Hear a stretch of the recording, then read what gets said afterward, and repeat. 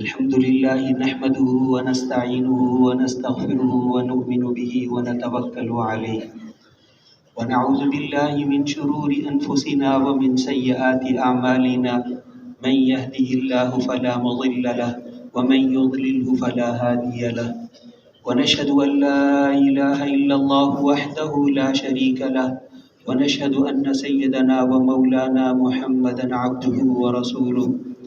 قال الله تبارك وتعالى: من عمل صالحا من ذكر أو أنثى وهو مؤمن فلنحيينه حياة طيبة ولنجزينهم أجرهم بأحسن ما كانوا يعملون.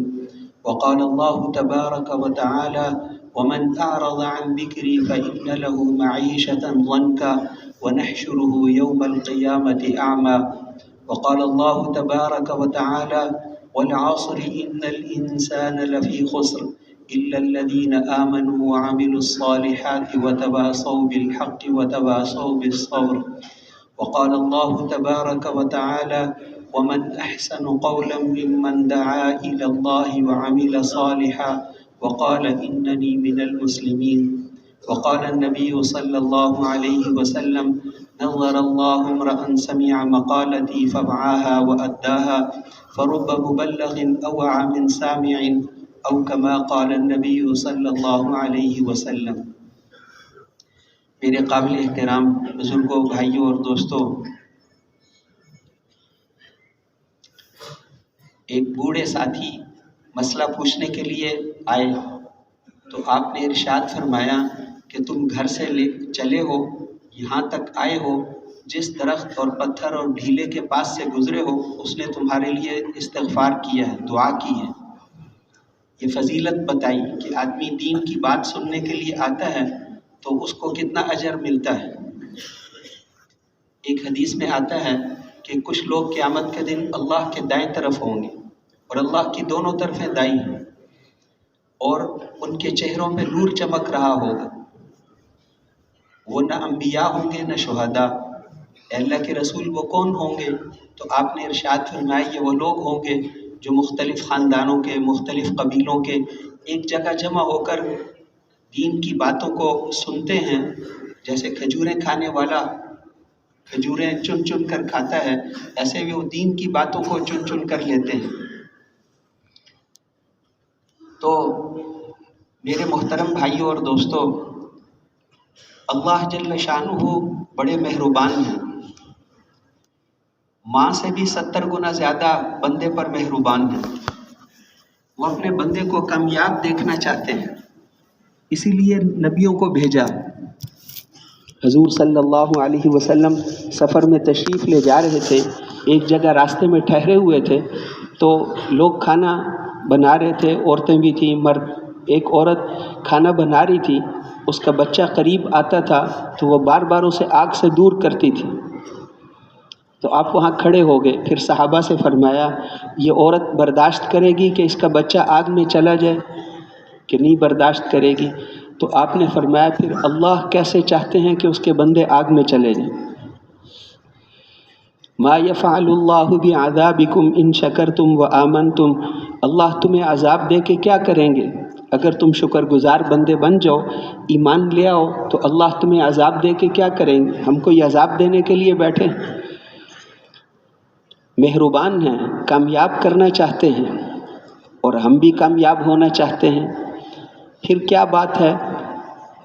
اب اللہ جسے کامیابی بتاتے ہیں اسے یہ انسان کامیابی نہیں سمجھتا، اس لیے سارے نبیوں کو بھیجا کہ ان کو سمجھائیں کہ کامیابی کیا ہے. پہلی بات انہوں نے آ کر یہ سمجھائی کہ کامیابی کو تم نہیں جانتے. اے لوگو، تم اپنے نفع نقصان کو نہیں جانتے، تمہارے نفع نقصان کو ہم جانتے ہیں. واللہ یعلم وانتم لا تعلمون. اللہ جانتے ہیں، تم نہیں جانتے. کامیابی کس کو کہتے ہیں، ناکامی کس کو کہتے ہیں، امریکہ والوں کو نہیں پتہ، روس والوں کو نہیں پتہ، چین جاپان والوں کو نہیں پتہ، اللہ کو پتہ ہے. اللہ کی مان لو تو کامیاب ہو جاؤ گے.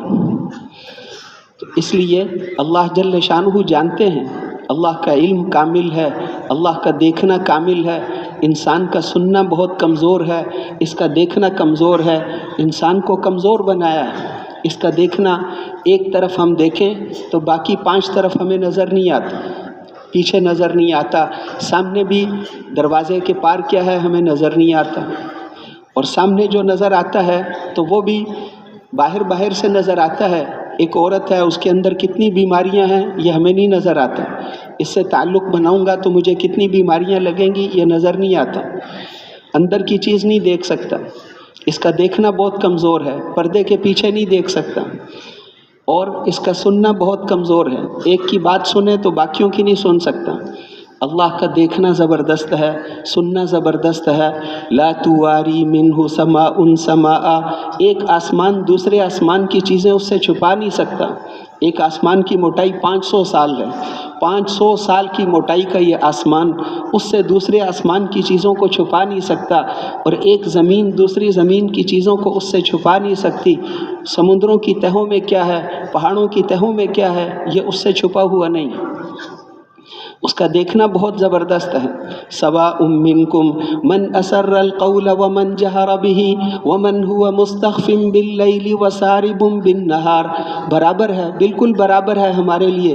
تم میں سے کوئی آدمی رات کے اندھیروں میں چھپ کر کچھ کرے اور جو دن کی روشنی میں سب کے سامنے کرے، دونوں کو دیکھنا ہمارے لیے برابر ہے۔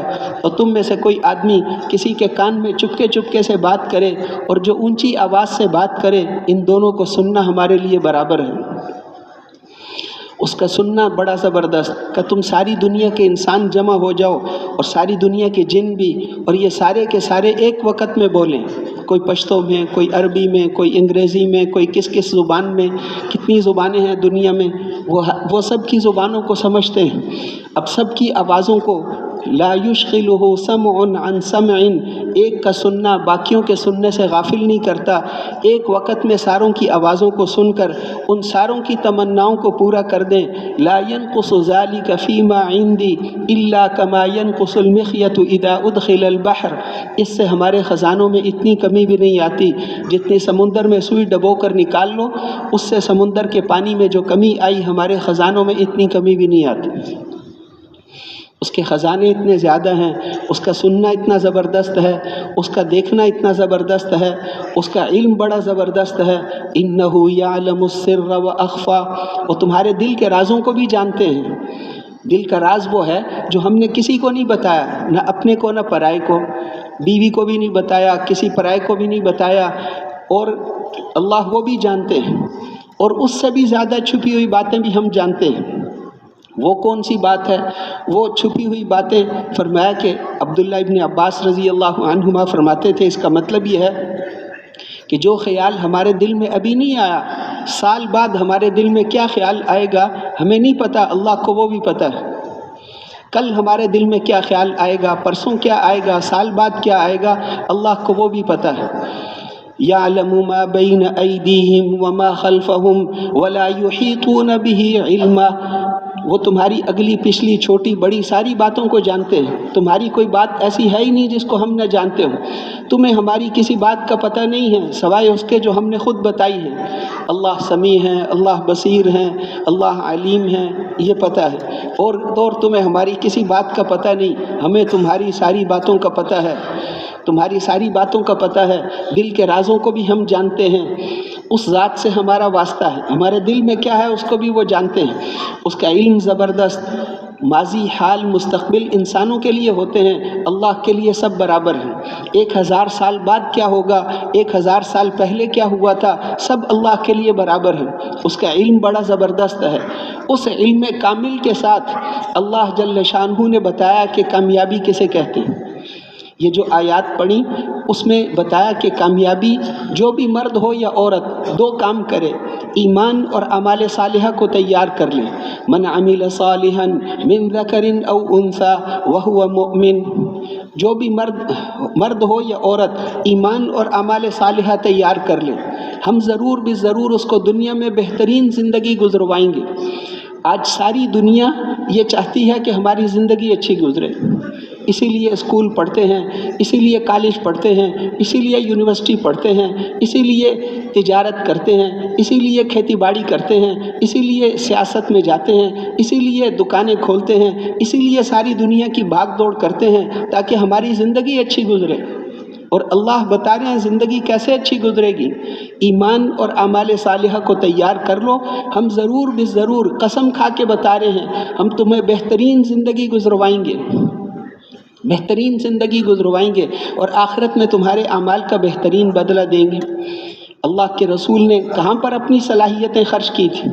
صحابہ کرام نے، انبیاء علیہم الصلوات و تسلیمات نے اپنی صلاحیتوں کو کہاں خرچ کیا تھا؟ ہم ان سے زیادہ سمجھدار ہیں؟ کوئی سوچنا تو چاہیے نا، انہوں نے اپنی صلاحیتیں کہاں لگائی تھیں؟ حضرت عائشہ رضی اللہ عنہا ام المومنین فرماتی ہیں 1 مہینے کا چاند نکلتا تھا، پھر اگلے مہینے کا چاند نکلتا تھا، پھر تیسرے مہینے کا چاند نکلتا تھا، اور حضور کی بیویوں کے گھروں میں سے کسی گھر میں آگ بھی نہیں جلتی تھی، کوئی پکانے کی چیز ہے ہی نہیں۔ پھر گزارا کیسے؟ حضرت عروہ سبق پڑھ رہے تھے، بھانجے حضرت عائشہ کے بھانجے سبق پڑھ رہے تھے، انہوں نے پوچھا خالہ جان گزارا کیسے کرتے تھے؟ کہ پانی اور دقل کہتے ہیں ردی کھجوروں کو، وہ کھجوریں جو عرب لوگ اونٹوں کے آگے ڈالتے ہیں، حضور کے گھر والوں کو وہ کھجوریں ملتی تھیں جو اونٹوں کے، عرب لوگ خود نہیں کھاتے، اونٹوں کے آگے ڈالتے ہیں، ردی کھجوریں ہیں۔ اگر گھر والوں کو ایمان اور اعمال سکھایا تو اونٹوں کے آگے ڈالنے والی کھجوروں میں بھی ان کو وہ مزہ آئے گا کہ حضرت عائشہ فرماتی تھی ہمیں ایسے لگتا تھا جیسے ہم جنت میں رہتے ہیں۔ 3 مہینے، 3 چاند، 2 مہینے گزر گئے اور آگ ہی نہیں جلی۔ اس پر جب ان ازواج مطہرات نے مطالبہ کیا کہ وسعت کی جائے، کھانے پینے میں وسعت ہو، تو آپ ناراض ہو گئے کہ میرے سے کھانے مانگتی ہو، قسم کھا لی کہ 1 مہینہ میں تمہارے پاس نہیں آؤں، میرے سے دنیا کی چیزیں مانگتی ہو۔ اب 1 مہینے تک بات ہی نہیں کرتے۔ ازواج مطہرات بھی رو رہی ہیں، صحابہ کرام بھی رو رہے ہیں۔ صحابہ اس لیے رو رہے تھے کہ یہ امت کی سب سے افضل عورتیں تھیں، سب سے زیادہ وفادار عورتیں تھیں، یہ چن کر اللہ نے آپ کو دی تھی، یہ بھی اللہ کے رسول کے ساتھ گزارا نہیں کر سکی، تو اب پھر اس کا مطلب ہے اللہ اپنے محبوب کو اٹھا لیں گے۔ تو حضور کی جدائی کے غم میں روتے تھے۔ بس 1 مہینہ گزر گیا، پھر آیتیں نازل ہوئیں، اللہ جل شانہ نے فرمایا کہ اپنی بیویوں سے بات صاف کر لو، اگر دنیا چاہیے تو میری طرف سے طلاق ہے، کسی اور سے شادی کر لو، میرے پاس نہیں ہے۔ اگر دنیا اور دنیا کی زیب و زینت چاہیے تو طلاق ہے، اور اگر اللہ اور اس کا رسول چاہیے تو صبر کرنا پڑے گا، آخرت میں بدلہ ملے گا۔ اس لیے آیتیں نازل ہو گئی، ان کنتن تریدن الحیات الدنیا وزینتها، دنیا اور دنیا کی زیب و زینت چاہیے تو فتعالینا امتعکن واسرحکن سراحا جمیلا، میری طرف سے طلاق ہے، میرے پاس دنیا نہیں ہے۔ وَإِن كُنتُنَّ تُرِدْنَ اللَّهَ وَالرَّسُولَ وَالدَّارَ الْآخِرَةَ، اور اگر اللہ اور اس کا رسول اور آخرت چاہیے تو پھر صبر کرو، آخرت میں ملے گا، یہاں نہیں ہے، اس لیے آخرت میں ملے گا۔ آپ تشریف لے گئے، حضرت عائشہ رضی اللہ عنہا کا شروع میں حجرہ تھا، ان سے پوچھا، یہ آیتیں سنائی، ان کی عمر چھوٹی تھی اس لیے آپ نے ان سے فرمایا کہ ماں باپ سے مشورہ کر کے جواب دینا، اور وہ تو بہت سمجھدار تھی، انہوں نے فوراً عرض کیا کہ اس بارے میں ماں باپ سے پوچھوں گی؟ بالکل نہیں، مجھے تو اللہ اور اس کا رسول چاہیے، ہمیں تو اللہ اور اس کا رسول چاہیے، پچھلا معاف کر دیں، آئندہ مطالبہ نہیں کریں گے، بھوک برداشت کروں گی، فاقہ برداشت کروں گی، کپڑوں کی کمی برداشت کروں گی، رہنا آپ کے ساتھ ہے، ہمیں تو آپ کے ساتھ رہنا ہے۔ اس لیے ہر بیوی نے یہی کہا کہ ہمیں تو اللہ اور اس کا رسول چاہیے، اللہ اور اس کا رسول چاہیے۔ اس لیے دنیا کی چیزیں ان کو نہیں دیں، ایمان اور اعمال صالحہ وہ پورا دیا۔ ایمان اور اعمال صالحہ سے ہمارے گھر والوں کی سب سے بڑی ضرورت یہ ہے، ہماری اولاد کی ضرورت یہ ہے کہ ان کو دین سکھاؤ، گھر والوں کو دین سکھاؤ، یہ ان کی ضرورت ہے۔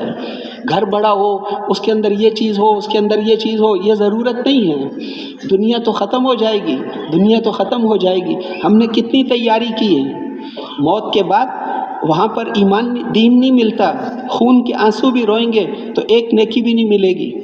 یہاں پر جانے سے پہلے تیار کرو، ہماری یہ جو زندگی ہے یہ آخرت کی کھربوں سال کی ہمیشہ کی زندگی کا دار و مدار اسی پر ہے، یہ بہت قیمتی زندگی ہے، جیسے زندگی گزار کر جائیں گے ویسے ہی ہمارے ساتھ معاملہ ہوگا۔ تو ایمان اور اعمال صالحہ تیار کر لو، ہم تمہیں دنیا میں بھی بہترین زندگی دیں گے اور آخرت میں تمہارے اعمال کا بہترین بدلہ ملے گا۔ اور دوسری آیت میں فرمایا وَمَنْ أَعْرَضَ عَنْ ذِكْرِي، جو ہماری یاد سے منہ موڑے گا، ہمارے حکموں سے منہ موڑے گا، تو ہم اس کو دنیا میں اس کی زندگی کو تنگ کر دیں گے۔ جتنا بھی مال جمع کر لے، جتنی بھی چیزیں جمع کر لے، سامان اور چیز ہے اور راحت اور چیز ہے۔ آرام سامانوں سے نہیں ملتا۔ وہ تو ازواج مطہرات فرماتی تھی نا کہ ہمارے جسموں نے کبھی سونا نہیں دیکھا، لیکن ہماری زندگی جنت جیسی زندگی تھی، ہماری زندگی ایسے تھی جیسے ہم جنت میں رہتے ہیں۔ ان کو کوٹھیاں بنا کر نہیں دیں، آپ نے اپنے گھر والوں کو کوٹھیاں بنا کر نہیں دیں، کچے جھونپڑے، کچے گھر بنا کر دیے۔ مولانا سعید احمد خان صاحب تو اسی زمانے کے آدمی تھے، سعودی عرب میں مدینہ منورہ میں جہاں وہ رہتے تھے 40 سال، ان کے گھر کی باہر کا دروازہ تو تھا، اندر کسی کمرے کا دروازہ نہیں تھا کہ ایک کپڑا لٹکایا ہوا ہے، کافی ہے، کیا ضرورت ہے؟ اچھے خدمت کر رہے ہیں، خرچ کر رہے ہیں۔ ہر آنے والی جماعت کو ایک مولانا صاحب ملنے گئے، ان کو کہا ہمارے ساتھ افطاری کرنا، ان کا میں تو حرم شریف کو نہیں چھوڑ سکتا۔ انہیں کہا اچھا چلو میری طرف سے وہیں پر افطاری کر لینا۔ وہ کہتے مجھے اتنے پیسے دیے تھے جس سے 2 دفعہ پاکستان سے آ کر عمرہ ہو سکتا ہے۔ خرچ اس طرح کر رہے ہیں اور اپنے گھر میں دروازہ بھی نہیں، خرچ کر رہے ہیں۔ اللہ کے رسول خرچ کر رہے ہیں، 100 اونٹ ابو سفیان کو، 100 اونٹ حکیم بن حزام کو، 200 اونٹ اس کو، 10,000 بکریاں صفوان ابن امیہ کو، ان کو اتنا دے دو۔ لوگوں نے کہا یہ جمیل غریب آدمی ہے، آپ نے کہا اسے ہم کچھ نہیں دیں گے، اس کا ایمان کافی ہے، اس کے لیے اس کا ایمان کافی ہے، اس کے لیے اس کا ایمان کافی ہے۔ لوگوں نے وہ جب آپ نے مہاجرین جو بڑے بڑے سردار نئے مسلمان ہوئے تھے ان کو پکا کرنے کے لیے آپ نے مال تقسیم کر دیا، تو انصار مدینہ نے آپس میں کچھ لوگ ایسے ہوتے ہیں، انہوں نے بات چلائی، انہوں نے کہا کہ جب لڑائی کی ضرورت تھی تو یا للانصار، انصار کو بلایا، اور جب مال آ گیا تو اپنی قوم کو دے دیا۔ تو آپ نے انصار کو جمع کر کے فرمایا کہ تم گمراہ تھے، اللہ نے تمہیں میرے ذریعے سے ایمان دیا، تمہیں میرے ذریعے سے ایمان دیا، قرآن دیا، نماز دی، اعمال دیے، تمہیں سب کچھ میری وجہ سے ملا۔ تم بھی کہو نا کہ تمہیں اپنی قوم نے نکال دیا تھا، ہم نے تمہیں ٹھکانہ دیا، تم بھی بولو۔ اور پھر ان کو فرمایا کہ تم اس سے خوش نہیں ہو کہ لوگ تو بکریاں اور اونٹ لے کر جائیں اور تم رسول اللہ کو ساتھ لے کر جاؤ۔ لوگ تو بکریاں اور اونٹ لے کر جائیں اور تم اللہ کے رسول کو اپنے ساتھ لے کر جاؤ، میرا جینا اور میرا مرنا تمہارے ساتھ ہے۔ ان کا ہم راضی ہیں، بہت روئے، ان کا ہم اس پر راضی ہیں۔ پھر آپ نے فرمایا کہ میں نے تو تمہارے ساتھ زیادتی نہیں کی، میرے بعد ایسے لوگ آئیں گے تمہارے ساتھ زیادتی ہوگی، تمہیں پیچھے کیا جائے گا، بعد والوں کو آگے کیا جائے گا۔ کہ پھر ہم کیا کریں؟ آپ نے کہا تم ان سے صبر کرنا، حوض کوثر پر میرے پاس آنا، میں تمہاری قربانیوں کا بدلہ اللہ سے لے کر دوں گا۔ چنانچہ بعد میں مہاجرین پہ تو آپس میں جھگڑے ہوئے، لیکن انصار مدینہ نے کبھی جھگڑا نہیں کیا۔ بعد میں پوری صدی کبھی انصار نے جھگڑا نہیں کیا، ان کا ہمیں وہیں پر ملے گا، آخرت میں ملے گا۔ ہمیں بتا کر گئے تھے کہ آخرت کی زندگی اصل ہے۔ وَمَا هَٰذِهِ الْحَيَاةُ الدُّنْيَا إِلَّا لَهْوٌ وَلَعِبٌ، یہ دنیا کو تو اللہ متاع کہتے ہیں، عورتیں جو صفائی کا کپڑا رکھتی ہیں اس کو متاع کہتے ہیں، یہ دنیا تو متاع ہے، اس کو تو زندگی کہتے ہی نہیں، یہ تو کھیل کود ہے۔ ہاں، اصل زندگی تو آخرت، وَإِنَّ الدَّارَ الْآخِرَةَ لَهِيَ الْحَيَوَانُ، زندگی تو آخرت کی زندگی ہے، آخرت کی زندگی ہے۔ وہاں کا پہلا دن ہی 50,000 سال کا ہوگا، پہلا دن ہی 50,000 سال کا ہے، اس کی تیاری کرنی ہے۔ پھر آخرت میں وہاں موت آئے گی نہیں، ہمیشہ کی زندگی۔ 40 سال بعد یہاں بڑھاپا شروع ہو جاتا ہے، دیکھو بوڑھے آدمی، وہاں پر 40,000 سال گزر جائیں گے پھر بھی پہلے دن کی طرح جوان، 40 لاکھ سال گزر جائیں گے پھر بھی پہلے دن کی طرح جوان، 40 کروڑ سال گزر جائیں گے پھر بھی پہلے دن کی طرح جوان، 40 ارب سال گزر جائیں گے پھر بھی پہلے دن کی طرح جوان، 40 کھرب سال گزر جائیں گے پدم سال، اور 40,000 کھرب سال گزر جائیں گے پھر بھی پہلے دن کی طرح جوان۔ ان لکم ان تحیوا فلا تموتوا ابدا، تم ہمیشہ زندہ رہو گے، موت کبھی نہیں آئے گی، تم ہمیشہ جوان رہو گے، بڑھاپا کبھی نہیں آئے گا، ان لکم ان تصحوا فلا تسقموا ابدا، ہمیشہ صحت مند رہو گے، کبھی بیماری نہیں آئے گی۔ اللہ خود قرآن پڑھ کے سنائیں گے۔ یہاں تو ہم قاری صاحب سے قرآن سنتے ہیں، وہاں اللہ قرآن پڑھ کے سنائیں گے، ایک ایک حرف نور کا بادل بن کر نکلے گا اور ان کے اوپر برسے گا، ان کی خوشبوؤں میں اور ان کے نور میں اضافہ ہوگا، اور پھر ان کے گھر والوں پر بھی برسے گا۔ اس دن جب وہ گھر جائیں گے تو ان کی بیویاں ان کو کہیں گی کہ تمہیں کیا ہو گیا، تم تو بہت زیادہ خوبصورت ہو گئے ہو۔ وہ کہیں گے کہ تمہیں کیا ہو گیا، تم بھی بہت زیادہ خوبصورت ہو گئی ہو، کہ یہ وہ نور تھا جو اللہ کے قرآن پڑھنے سے نکلا تھا۔ اس لیے وہاں کی ایک عورت کا دوپٹہ اگر دنیا میں آ جائے تو یہ ساری دنیا خوشبو سے بھر جائے، صرف کوہاٹ نہیں، پوری دنیا خوشبو سے بھر جائے۔ وہاں کے ایک ناخن کے برابر چیز باہر آ جائے تو یہ ساری دنیا روشن ہو جائے۔ وہاں کی ایک بالش جگہ کی قیمت ساری دنیا کے خزانے نہیں دے سکتے۔ وہاں پر 1000 من پرندوں کا گوشت ایک دن میں کھائیں گے، پرندوں کا گوشت ایک دن میں 1000 من کھا لو، پھر 1000 من پھل بھی کھا لو، اور نہ پیشاب آئے گا نہ پخانہ آئے گا، نہ کوئی بیماری۔ پوری جنت میں کسی ڈاکٹر صاحب کا کلینک نہیں، ضرورت نہیں ہے، وہاں پر ڈاکٹروں کی ضرورت ہی نہیں ہے، اس لیے کہ کوئی بیماری نہیں آتی، کوئی تکلیف نہیں آتی، ہمیشہ کی جوانی۔ تعرف فی وجوہہم نظرۃ النعیم، ان کے چہروں سے نعمتوں کی تر و تازگی ٹپکتی ہوئی نظر آئے گی، ایسے نعمتوں والے چہرے ہوں گے، اور ان کے لباس ایسے ہوں گے، ان کی نعمتیں ایسی ہوں گی۔ پھر جنت میں جا کر، اور یہ جو بتایا کہ اس دنیا سے 19 کروڑ مربع میل کی یہ دنیا ہے، 19 کروڑ مربع میل کی یہ دنیا ہے، اس دنیا سے 10 گنا بڑی جنت سب سے چھوٹے جنتی کو ملے گی، اس آدمی کو ملے گی جو، یہ تو مجرموں کی جنت بتائی ہے، تو نیک لوگوں کی جنت کتنی بڑی ہوگی؟ یہ تو جو جہنم میں جلتے سب سے آخر میں جہنم سے نکلیں گے، اتنا تھوڑا ایمان تھا، ذرے جتنا، اس کو اللہ فرمائیں گے کہ جاؤ، جب سے ہم نے دنیا بنائی تھی اس وقت سے لے کر آخری انسان تک اس ساری دنیا سے 10 گنا بڑی جنت تمہیں دے دی۔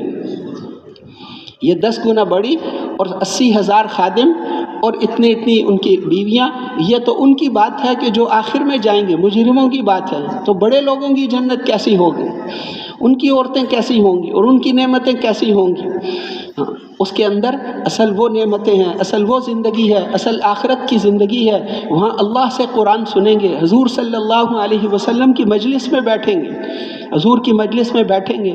اصل زندگی وہاں کی زندگی ہے۔ یہ دنیا کی زندگی، اگر ایمان اور اعمال تھوڑا سا وقت ہے، اس کو تیار کر لو، پھر آخرت میں ہمیشہ کی جنت، اور دنیا بھی ہم تمہاری جنت جیسی بنا دیں گے، نبیوں کی طرح پالیں گے، تاجروں کی طرح نہیں پالیں گے، دکانداروں کی طرح نہیں پالیں گے، ہم تمہیں نبیوں کی طرح پالیں گے، نسلوں کو بھی روزی دیں گے۔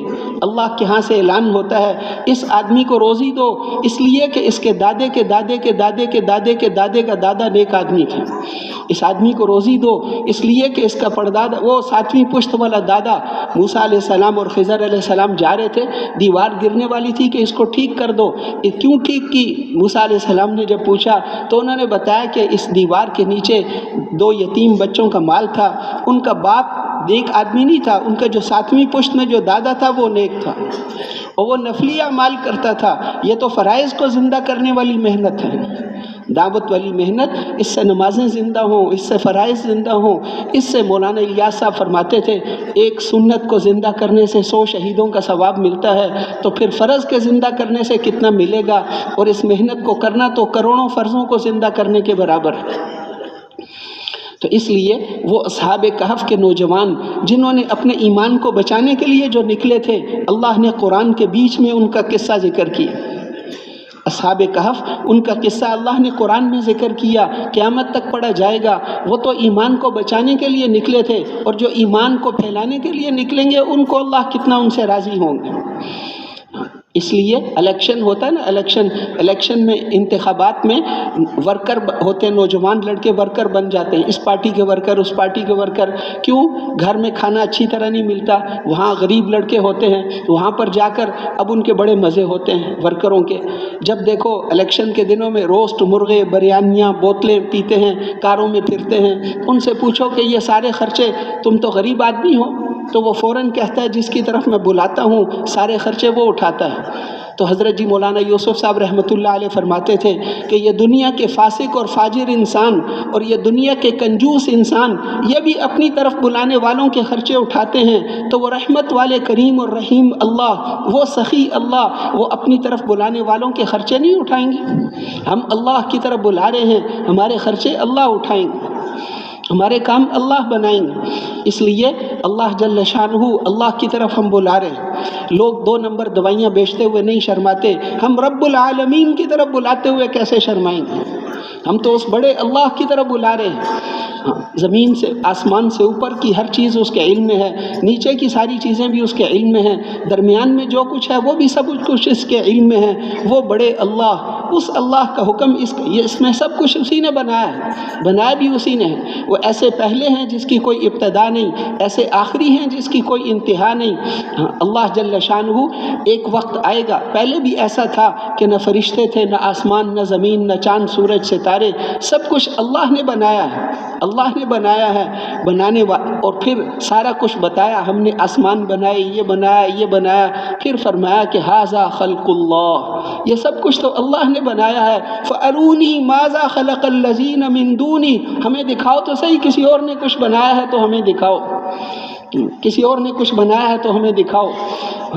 کچھ بنایا ہی نہیں کسی نے۔ افمن یخلق کمن لا یخلق، خالق اور غیر خالق کبھی برابر ہو سکتے ہیں؟ وہ تو خالق ہے، اس نے ہر ذرے کو بنایا ہے، اس کائنات کی ہر چیز کو بنایا ہے۔ روزانہ لاکھوں بچے پیدا کرتے ہیں، تم ایک مکھی بنا کر دکھا دو۔ اللہ نے بنایا، پہلے بھی وہی تھے، آخری بھی وہی ہیں۔ وہ کیسے؟ ایک دن آئے گا اسرافیل علیہ السلام سور پکڑ کر بیٹھے، اللہ کے رسول نے بتایا ہے کہ سور پکڑ کے وہ فرشتہ بیٹھا ہوا ہے، کب حکم دیں تو میں پھونکنا شروع کر دوں۔ جب پھونکنے کا حکم دیں گے، جمعہ کا دن ہوگا محرم میں، وہ پھونکنا شروع کریں گے تو پوری دنیا میں اس کی آواز جائے گی۔ پہلے تو نرم ہوگی، پھر آہستہ آہستہ آواز تیز ہوگی، پھر لوگ گھروں سے نکل کے بھاگیں گے کہ گھر ہلتا ہے، ابھی اوپر گرے گا، پھر اور زور سے پھونکیں گے تو سب کے دل پھٹ جائیں گے۔ اس دن بڑے بڑے جانور، 10 ماہ گابن اونٹنیاں، ان کو بھی کوئی پوچھنے والا نہیں ہوگا، بڑے قیمتی قیمتی جانور، گاڑیاں، سامان، ان کو کوئی پوچھنے والا نہیں ہوگا۔ پھر اور زور سے پھونکیں گے تو یہ سارے سمندروں میں آگ لگ جائے گی، اور زور سے پھونکیں گے یہ پہاڑ روئی کے گالوں کی طرح اڑیں گے، اور زور سے پھونکیں گے آسمان ٹوٹ کر گر جائے گا، پھر اور زور سے پھونکیں پھر ساری دنیا ختم ہو جائے گی۔ اللہ جل شانہ اسرائیل سے پوچھیں گے کون باقی رہ گیا ہے، کہ یہ 4 بڑے فرشتے ہیں، عرش کے اٹھانے والے فرشتے ہیں، کہ ان کی بھی روح نکال دو، عرش کے اٹھانے والوں کی بھی روح نکال دو، ان کی بھی روح نکال دیں گے۔ اتنا بڑا عرش ہے کہ 7واں آسمان اور زمین اس کے سامنے جیسے بہت بڑے میدان کے اندر ایک انگوٹھی کا چھلا ہو، وہ سارے ان کی بھی روح نکال دی۔ آسمان تو اللہ کے حکم سے کھڑا ہے، ہم ساری دنیا کے انسان ایک کپڑے کی چھت بغیر ستون کے نہیں کھڑی کر سکتے۔ اللہ نے اتنے موٹے موٹے آسمان بغیر ستونوں کے بنائے، وہ اتنی قدرت والے اللہ ہیں۔ پھر ساری دنیا کے انسان سارے کے سارے ختم ہو، یہ 4 بڑے فرشتے کہ جبرائیل کی بھی روح نکال دو، جو میرے عرش کے نیچے ہے اس پر موت آئے گی، جبریل پر بھی موت آئے گی، اسرافیل پر بھی موت آئے گی، میکائیل پر بھی موت آئے گی۔ اب کون باقی ہے؟ ان سب کی روحیں نکال دی۔ اسرائیل وہ کہے گا اللہ آپ ہیں یا یہ بندہ ہے؟ ساری دنیا کی روحیں تو اسرائیل سے نکلوائیں، کسی اور اسرائیل کی ضرورت نہیں، کہ مر جا، وہ بھی مر جائے گا۔ پھر آسمان و زمین اس کے ہاتھوں میں، اور اللہ فرمائیں گے لمن الملک اليوم، آج کس کی بادشاہت ہے؟ ایک ہی جواب ہوگا للہ الواحد القہار، ایک اللہ کی جو بڑا زبردست ہے۔ کوئی میرا شریک ہے تو آ جاؤ، کوئی شریک ہے تو آ جاؤ، کوئی شریک نہیں۔ پھر اللہ جل شانہ ساری دنیا کے انسانوں کو زندہ کریں گے۔ ساری دنیا کے انسان ایک مردے کو زندہ نہیں کر سکتے۔ ڈاکٹروں کے ہاتھوں میں لوگ مر جاتے ہیں، ڈاکٹر خود بھی مر جاتے ہیں۔ اللہ فرماتے ہیں کہ جب وہ مرتا ہے مردہ تو ہم تم سے زیادہ اس کے قریب ہوتے ہیں، ہم نے اس کی روح نکالی ہے، تم واپس کر کے تو دکھاؤ۔ تم بہت کچھ بنتے ہو تو اس کی روح واپس کر کے تو دکھاؤ، نہیں کر سکتے۔ اللہ جل شان ساری دنیا کے انسان ایک مردے کو زندہ نہیں کر سکتے، اللہ سارے مردوں کو زندہ کریں گے۔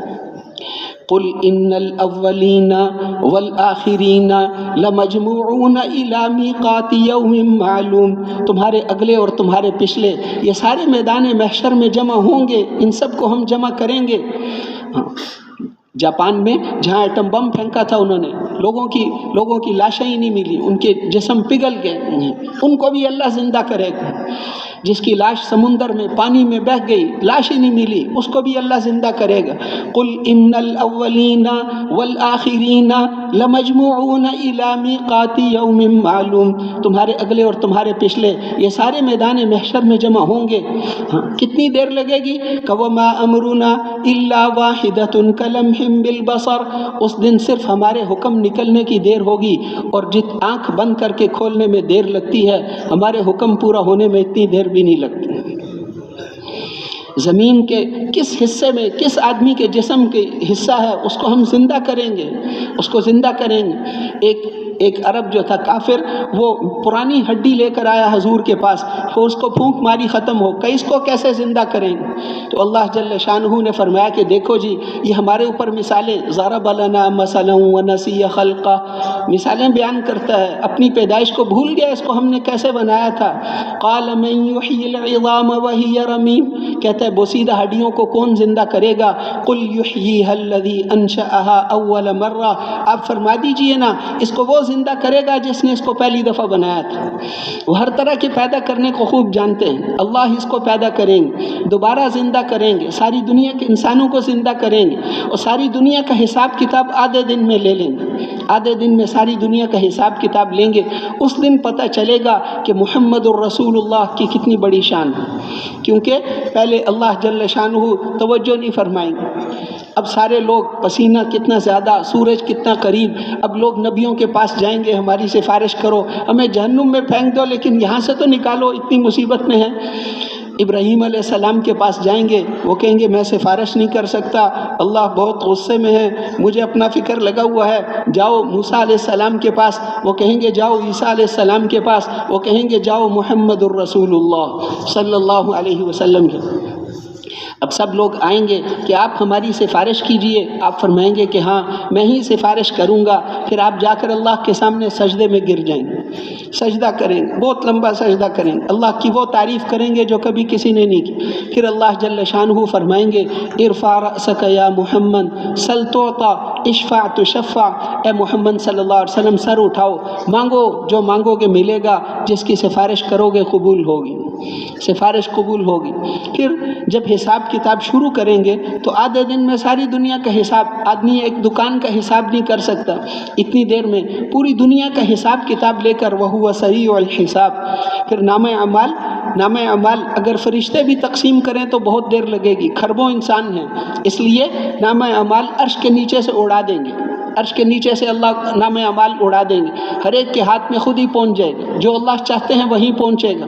جس آدمی کے دائیں ہاتھ میں نامہ اعمال ملے گا وہ بہت خوش ہوگا، بہت شور مچائے گا، ہاؤم اقرؤوا کتابیہ، دیکھو میں کامیاب ہو گیا، انی ظننت انی ملاق حسابیہ فہو فی عیشۃ راضیہ، اب وہ بڑے مزے کی زندگی میں ہوگا، کھاؤ پیو، تم نے دنیا میں جو محنت کی تھی یہ اس کا بدلہ ہے۔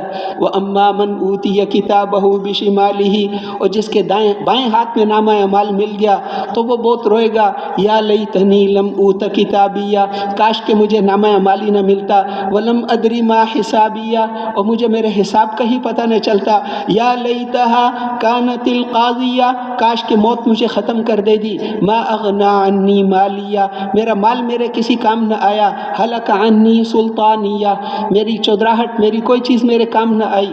خذوہ فغلوا، فرمائیں گے اس مجرم کو پکڑو تو 4 لاکھ فرشتے دوڑ کر جائیں گے، اللہ کہیں گے اس مجرم کو پکڑو، اب وہ اس کو پکڑیں گے مرد عورت کو، وہ کہیں گے ہم پر رحم کھاؤ، تو فرشتے کہیں گے کہ آج تو ارحم الراحمین نے تمہاری سزا کا فیصلہ کیا ہے، اس لیے اب تو کوئی تم پر رحم نہیں کھا سکتا۔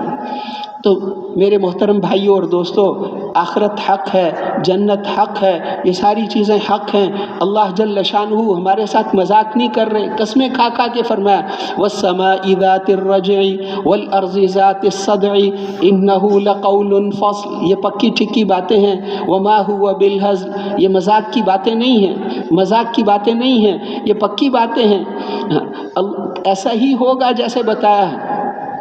تو میرے محترم بھائی، اس لیے ایمان اور اعمال کو تیار کرنا ہے۔ ایمان اعمال کو تیار نہیں کرو گے، دنیا کی زندگی تنگ کر دیں گے اور آخرت میں اندھا کر کے اٹھائیں گے۔ وہ کہے گا کہ اللہ دنیا میں آنکھوں والا تھا تو آپ نے مجھے اندھا کیوں کر دیا؟ اللہ جل شانہ فرمائیں گے تم نے دنیا میں ہماری آیتوں کو بھلایا تھا، دنیا میں ہمیں بھلا دیا تھا، آج ہم نے تمہیں بھلا دیا، آج ہم نے تمہیں بھلا دیا۔ اس لیے یہاں پر زندگی بہت تھوڑی زندگی ہمیں ملی ہے اور وہ امتحان کے لیے ہے، امتحان کے لیے، آخرت کی تیاری کے لیے ہمیں زندگی دی ہے۔ ایمان اور اعمال کو تیار کر لو، ایمان اور اعمال کو تیار کر لو۔ ایمان میں آمنت باللہ و ملائکتہ و کتبہ و رسلہ، اللہ پر ایمان اور کتابوں پر ایمان، فرشتوں پر ایمان، آخرت کے دن پر ایمان، رسولوں پر ایمان، یہ ایمان ان چیزوں پر 9 چیزیں بتائی ہیں۔ آمنت باللہ و ملائکتہ و کتبہ و رسلہ والیوم الآخر والقدر خیرہ و شرہ من اللہ تعالی والبعث بعد الموت، بچپن سے ہی سکھاتے ہیں نا یہ ایمان مفصل۔ تو ان ساری چیزوں پر ایمان لانا، اللہ پر ایمان لانا، اللہ جل شانہ نے اس پوری کائنات کو بنایا ہے، حکم بھی اسی کا چلتا ہے، اور اللہ جل شانہ نے ہمیں روزی جو کچھ ہمیں ملتی ہے وہ اللہ دیتے ہیں۔ فَلْيَنْظُرِ الْإِنسَانُ إِلَىٰ طَعَامِهِ، انسان اپنے کھانے میں تو غور کرے، کیسے ہم نے اس کے لیے بنایا۔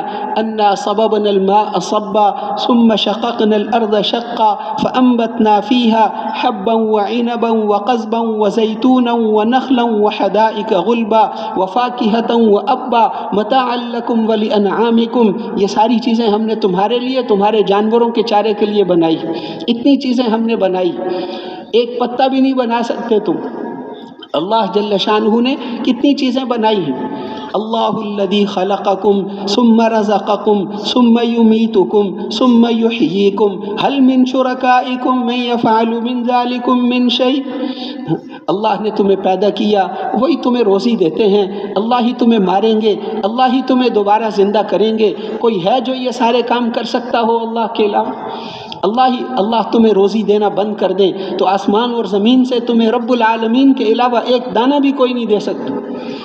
اللہ روزی دیتے ہیں، تم اپنی اولادوں کو روزی نہیں دیتے، تمہاری اولادوں کو تو ہم روزی دیتے ہیں، تمہیں بھی ہم روزی دیتے ہیں۔ ان چوپایوں کو دیکھ لو، وَكَأَيٍّ مِّن دَابَّةٍ لَّا تَحْمِلُ رِزْقَهَا اللَّهُ يَرْزُقُهَا وَإِيَّاكُمْ، یہ چوپائے اپنی روزی اٹھا کر ساتھ نہیں پھرتے، ان کو اللہ روزی دیتے ہیں، تمہیں بھی اللہ روزی دیتے ہیں، تمہیں بھی اللہ روزی دیتے ہیں۔ اللہ جل شانہ نے انسان کو کیسے بنایا؟ انسان کو ماں کے منہ سے نہیں نکالا، آنکھوں سے نہیں نکالا، ناپاک قطرے سے بنایا اور پھر نکالا بھی ناپاکی کی جگہ سے، تاکہ یہ تکبر نہ کرے۔ یہ کیسے تکبر کرتا ہے؟ انسان کو اللہ نے بنایا، قتل الانسان ما اکفر من ای شیء خلق، یہ مارا جائے یہ انسان کتنا ناشکرا ہے، یہ دیکھتا نہیں کہ ہم نے اسے کس چیز سے بنایا۔ اللہ جل شانہ نے بنا کر ایسا خوبصورت بنایا کہ یہ اس کو دنیا میں کیسی صورت اللہ نے عطا فرمائی۔ اے انسان، تمہیں کس نے غافل کر دیا اس کریم ذات سے؟ یا ایھا الانسان ما غرک بربک الکریم الذی خلقک فسواک فعدلک فی ای صورت ما شاء رکبک، تمہیں کس نے غافل کر دیا اس کریم پروردگار سے جس نے تمہیں پیدا کیا ماں کے پیٹ میں، اس کے جسم کو باندھ دیتے ہیں، کیسے اس کو پھر اللہ پرورش کرتے ہیں، اس کو کس طرح اس کی پرورش، اس کا سر اس کی کمر کی طرف اور اس کے پاؤں اس کے پیٹ کی طرف، اور پھر اس کو اللہ جل شانہ کیسے بناتے ہیں۔ ناف سے انسان کا جسم بننا شروع ہوتا ہے اور پھر اس کے انسان کے جسم میں 4 مہینے کے بعد اللہ جل شانہ روح ڈال دیتے ہیں۔ اب پھر کیسے انسان کے جسم کو ہم نے بنایا، ثم خلقنا النطفۃ علقۃ فخلقنا العلقۃ مضغۃ فخلقنا المضغۃ عظاما فکسونا العظام لحما ثم انشأناہ خلقا آخر فتبارک اللہ احسن الخالقین۔ اللہ جل شانہ بہترین بنانے والے کیسے تمہیں بناتے ہیں، یہ ساری چیزیں انسان اس پر غور کرے۔ ان فی ذلک لآیات، اس میں نشانیاں ہیں۔ یہ زمین، یہ دن اور رات کے آنے میں اور یہ موسموں کے آنے میں، یہ موسم گرمی کا موسم، سردی کا موسم، یہ موسم اللہ نے بنائے ہیں۔ وہی دھوپ جس میں ابھی بیٹھتا ہے، گرمیوں میں اس دھوپ کو برداشت بھی نہیں کر سکتے، ابھی اس دھوپ کو تلاش کر کے اس میں بیٹھتے ہیں، وہ اس دھوپ کو ٹھنڈا کر دیا اللہ جل شانہ کر رہے ہیں۔ یہ موسم اللہ نے بنائے ہیں۔ کیسے مردہ زمین کو ہم زندہ کرتے ہیں، اس میں سے کیسے غلے اگاتے ہیں، کیسے پانی کا بندوبست کرتے ہیں، پانی کا بندوبست اللہ نے کیسے ہمارے لیے کیا۔ یہ سارے اللہ کے نظام ہیں۔ اللہ جل شانہ کی آج تک جو کچھ ہمیں ملا اللہ نے دیا ہے، آئندہ بھی سب کچھ اللہ ہی دیں گے، مرنے کے بعد بھی اسی کے پاس جانا ہے۔ ہم میں سے ہر ایک کی کامیابی اور ناکامی کا فیصلہ صرف اللہ نے کرنا ہے، کسی اور کے ہاتھ میں نہیں ہے، اللہ کے ہاتھ میں ہے۔ ہمارے اور کامیابی کے درمیان چین، روس، جاپان، امریکہ کا کوئی تعلق نہیں ہے، ہم ہیں اور اللہ ہے۔ اللہ جل شانہ کامیاب کرتے ہیں ایمان اور اعمال پر، ایمان اور اعمال پر کامیاب فرماتے ہیں۔ لمبا چوڑا حساب نہیں لگاتے، ایمان اور اعمال ہے تو کامیاب، ایمان اور اعمال نہیں ہے تو ناکام۔ کالے رنگ کا ہو، کالے رنگ کے ہیں، حبشی ہیں، لیکن حضور فرما رہے ہیں میں نے اپنے آگے جنت میں تمہارے قدموں کی آواز سنی۔ حضرت عبداللہ ابن مسعود رضی اللہ عنہ کی ٹانگیں پتلی تھی، لوگ ہنستے تھے، آپ فرماتے ہنسو نہیں، اللہ کے ہاں یہ بہت وزنی ہے، اللہ کے یہاں یہ بہت وزنی۔ اس کے مقابلے میں ابو لہب آپ کے چچا، اور وہ بہت زیادہ خوبصورت بھی ہے، حسب نسب بھی ہے، اور وہ اونچے خاندان کے ہیں، قریش کے ہیں، لیکن ایمان اور اعمال نہیں ہیں تو ناکام ہو گئے۔ تبت یدا ابی لہب وتب ما اغنی عنہ مالہ وما کسب سیصلی نارا ذات لہب، ان قریب شعلوں والی آگ میں داخل ہوگا۔ کس ذلت سے دنیا سے چلا گیا، کس ذلت سے۔ بدر کی فتح جب ہوئی اور بدر کی فتح سے وہ جب واپس آئے، کافر واپس آئے تو وہ بیٹھا ہوا تھا، وہاں جا نہیں سکا تھا بدر کی لڑائی میں، تو حضرت عباس رضی اللہ عنہ ان کو وہ زبردستی ساتھ لے گئے تھے، اندر سے وہ ایمان لے آئے تھے۔ ان کا جو غلام تھا وہ لوہے کا کام کرتا تھا، ان کے پاس ان کی بیوی بیٹھی ہوئی تھی، تو وہاں پر وہ ابو لہب بھی بیٹھا ہوا تھا، تو وہ اس نے ان آنے والوں سے بلا کر پوچھا کہ کیا ہوا؟ اس نے کہا ہمیں تو پتہ ہی نہیں چلا کیا ہوا، انہوں نے تو ہمارے سارے ہتھیار لے کر کسی کے حوالے کر دی، اور آسمان سے بھی آسمانی مخلوق بھی اتر رہی تھی۔ تو حضرت عباس کے غلام نے، جو اندر سے مسلمان تھے، اس نے کہا وہ فرشتے تھے، تو اس کو بڑا غصہ آیا، ابو لہب نے اس کو مارا۔ تو وہ حضرت عباس کی بیوی ام الفضل وہ کھڑی ہو گئی، اس نے کہا کہ تم اس کا مالک یہاں نہیں ہے اس لیے اس کو مارتے ہو۔ اس نے اس کو خیمے کے کھونٹے سے مارا، ان کے غلام نے بھی اٹھ کر اسے مارا۔ یہ مکے میں پہلا دن تھا کہ ایک غلام ایک سردار کو مارتا ہے، یہ بدر کی فتح کے اثرات تھے۔ اور پھر اس کے بعد وہ کپڑے جھاڑتا ہوا وہاں سے چلا گیا اور اپنے گھر میں داخل ہوا، اس کے بعد کبھی زندہ نہیں نکلا۔ اسے چیچک کی بیماری ہو گئی، بہت زیادہ پھول گیا، وہیں گھر میں مر گئے۔ اس کے بیٹے بھی نہیں جاتے تھے، کافروں نے کہا اس کا کچھ کرو ورنہ بدنام ہو گئے، تو انہوں نے گڑھا کھود کر لاٹھیوں کے ساتھ اس کو اس میں دفن کر دی۔ دنیا میں بھی ایسے اور آخرت میں بھی ایسے۔ بدر کی لڑائی میں آپ نے پہلے سے بتا دیا تھا، یہاں عتبہ قتل ہوگا، یہاں شیبہ، یہاں ابو جہل، یہاں ولید، وہ ساروں کے نام، امیہ بن خلف، ساروں کے بڑے بڑے سرداروں کی مرنے کی جگہ بھی بتا دی۔ اگلے دن ایک دھاگے جتنا فرق بھی نہیں تھا، اور آپ ان کی لاشیں ان کو ایک کنویں میں ڈالا تھا۔ آپ اگلے دن تشریف لے گئے اور آپ ان کے اوپر کھڑے ہو کر فرما رہے تھے، اے عتبہ، اے شیبہ، تم میرے خاندان کے برے آدمی تھے۔ وہ مکے والے آپ کے رشتہ دار لگتے تھے، قریش میں سے تھے، قرآن ان کی زبان میں اترا تھا، وہ حقدار تھے، لیکن آپ کی مدد نہیں کی، ایمان اور اعمال میں آپ کی مدد نہیں کی تو ناکام ہو گئے۔ اس لیے آپ ان کو فرما رہے تھے، تم نے سب کچھ اپنی آنکھوں سے دیکھ لیا ہے جو میں تمہیں بتاتا تھا۔ تو حضرت عمر رضی اللہ عنہ نے عرض کیا کہ اللہ کے رسول، آپ تو مردوں سے باتیں کر رہے ہیں۔ آپ نے فرمایا نہیں، جتنا تم میری بات سن رہے ہو اللہ ان کو بھی آج سنا رہے ہیں، وہ بھی میری باتوں کو سن رہے ہیں۔ تو اس لیے وہ ناکام ہو گئے۔ ناکام ہو گئے. دنیا میں بھی بڑے بڑے سردار، لیکن آخرت کے دنیا ہی میں ناکام ہو گئے، آخرت میں بھی ان کے لیے کچھ نہیں. یہ یہودی جو ہیں، یہودی یہ نبیوں کی اولاد میں سے ہیں، ان کی نسل میں اوپر بہت انبیاء گزرے ہیں، لیکن جب ایمان اور اعمال کو چھوڑا تو اللہ نے ان کو فرمایا کہ میری لعنت ہو تمہارے اوپر. اور صحابہ کرام تو کوئی نبی نہیں تھے، نبیوں کی اولاد نہیں تھے، لیکن ایمان اور اعمال کو مضبوطی سے پکڑا، اللہ نے ان کو ساری دنیا کا امام بنا دیا. وہ کسرا کی ساری بیٹیاں، آخری جو کسرا بادشاہ تھا، کسرا کی بیٹیاں مدینے میں آ گئیں، ان صحابہ کے بستر بچھاتی تھیں. کسرا کی بیٹیاں ان کے بستر بچھاتی تھیں اور ساری دنیا ان کی نظر دیکھ کر چلتی تھی. وہ بکریاں چرانے والے ان بادشاہوں کے فیصلے بیٹھ کر کرتے تھے، اس لیے کہ وہ اپنی ذمہ داری پر تھے. تو اللہ کی مدد اور نصرت ان کے ساتھ تھی. اللہ جل شانہ نے ان کو، وہ صحابہ کی تعداد تھوڑی تھی اور دنیا کے سامان ان کے پاس کم تھے، لیکن ایمان اور اعمال کی وجہ سے اللہ نے ان کو چمکا دیا. اللہ جل شانہ نے بدر کی لڑائی میں ان کے پاس سامان زیادہ تھے، 1000 کی تعداد، اور ہر قسم کا سامان، ہر قسم کا اسلحہ وہ اپنے ساتھ عورتیں لے کر گئے تھے.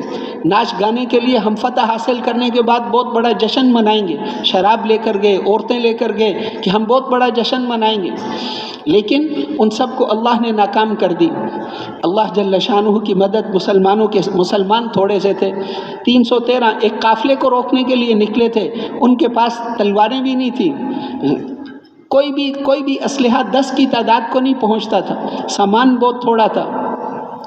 آج پتہ چلے گا کہ نمازیں جیتتی ہیں یا تلواریں جیتتی ہیں. ان کے پاس نمازیں تھیں، ان کے پاس ایمان تھا، ان کے پاس اعمال تھے، ان کے پاس ہتھیار ہیں، ان کے پاس سامان ہیں. آج پتہ چلے گا کیا چیز جیتی. ابو جہل نے مکہ سے نکلتے ہوئے سرداروں کو لے کر خانہ کعبہ کے پردے کو پکڑ کر دعا کی کہ اے اللہ جو حق پر ہے اس کو غالب کرنا اور جو باطل پر ہے اس کو تباہ کر دینا. وہ سمجھ رہے تھے کہ ہم حاجیوں کی خدمت کرتے ہیں، ہم حق پر ہیں، اس لیے وہ اپنے آپ کو ٹھیک سمجھ رہے تھے. اس لیے انہوں نے یہ نہیں کہا ہماری مدد کرنا، کہ اے اللہ جو حق پر ہے اس کی مدد کرنا. اس لیے بدر کے بعد آیتیں نازل ہوئیں، ان تستفتحوا فقد جاءکم الفتح. تم ہم سے فیصلہ کرانا چاہتے تھے، لو ہمارا فیصلہ آ گیا. ہمارے نبی کی مخالفت کر کے تم کامیاب ہونا چاہتے تھے، اب بھی باز آ جاؤ تو پچھلا سارا معاف ہے. اور اگر تم پھر ایسے ہی ان تعودوا نعود، اگر تم دوبارہ ایسے ہی کرو گے تو ہم بھی دوبارہ ایسے ہی کریں گے. انہوں نے کہا ہم بڑی فوج لے کر آئیں گے. لن تغنی عنکم فئتکم من اللہ شیئا، تمہاری فوجیں اللہ کا مقابلہ نہیں کر سکتی. 3000 فرشتے، اللہ نے وعدہ کیا تھا ہم 3000 فرشتے بھیجیں گے. پھر کافروں نے کہا پیچھے سے ہماری اور فوج بھی آ رہی ہے، تو اللہ جل شانہ نے فرمایا کہ 5000 فرشتے، تم فکر نہ کرو، ہم 5000، اگر اور فوج آئی ہم 5000 فرشتے بھیجیں گے جو نشان لگے ہوئے گھوڑوں پر بیٹھ کر آئیں گے. آگے فرمایا کہ 3000 5000 فرشتے، یہ تو ہم تمہاری اطمینان کے لیے کہہ رہے ہیں. ومن نصر الا من عند اللہ العزیز الحکیم، ورنہ مدد کی ضرورت پڑی تو میں اللہ بھی تمہارے ساتھ ہوں. جس کے ساتھ اللہ ہے اسے کون شکست دے سکتا ہے؟ اللہ ساتھ ہیں، اللہ تمہارے ساتھ ہیں. اس لیے اللہ جل شانہ نے بغیر ہتھیار والوں کو ہتھیار والوں پر غلبہ عطا فرمایا. کچھ صحابہ نے یہ بھی کہا کہ ہمارے پاس بھی ہتھیار ہوتے تو آج پتہ چلتا.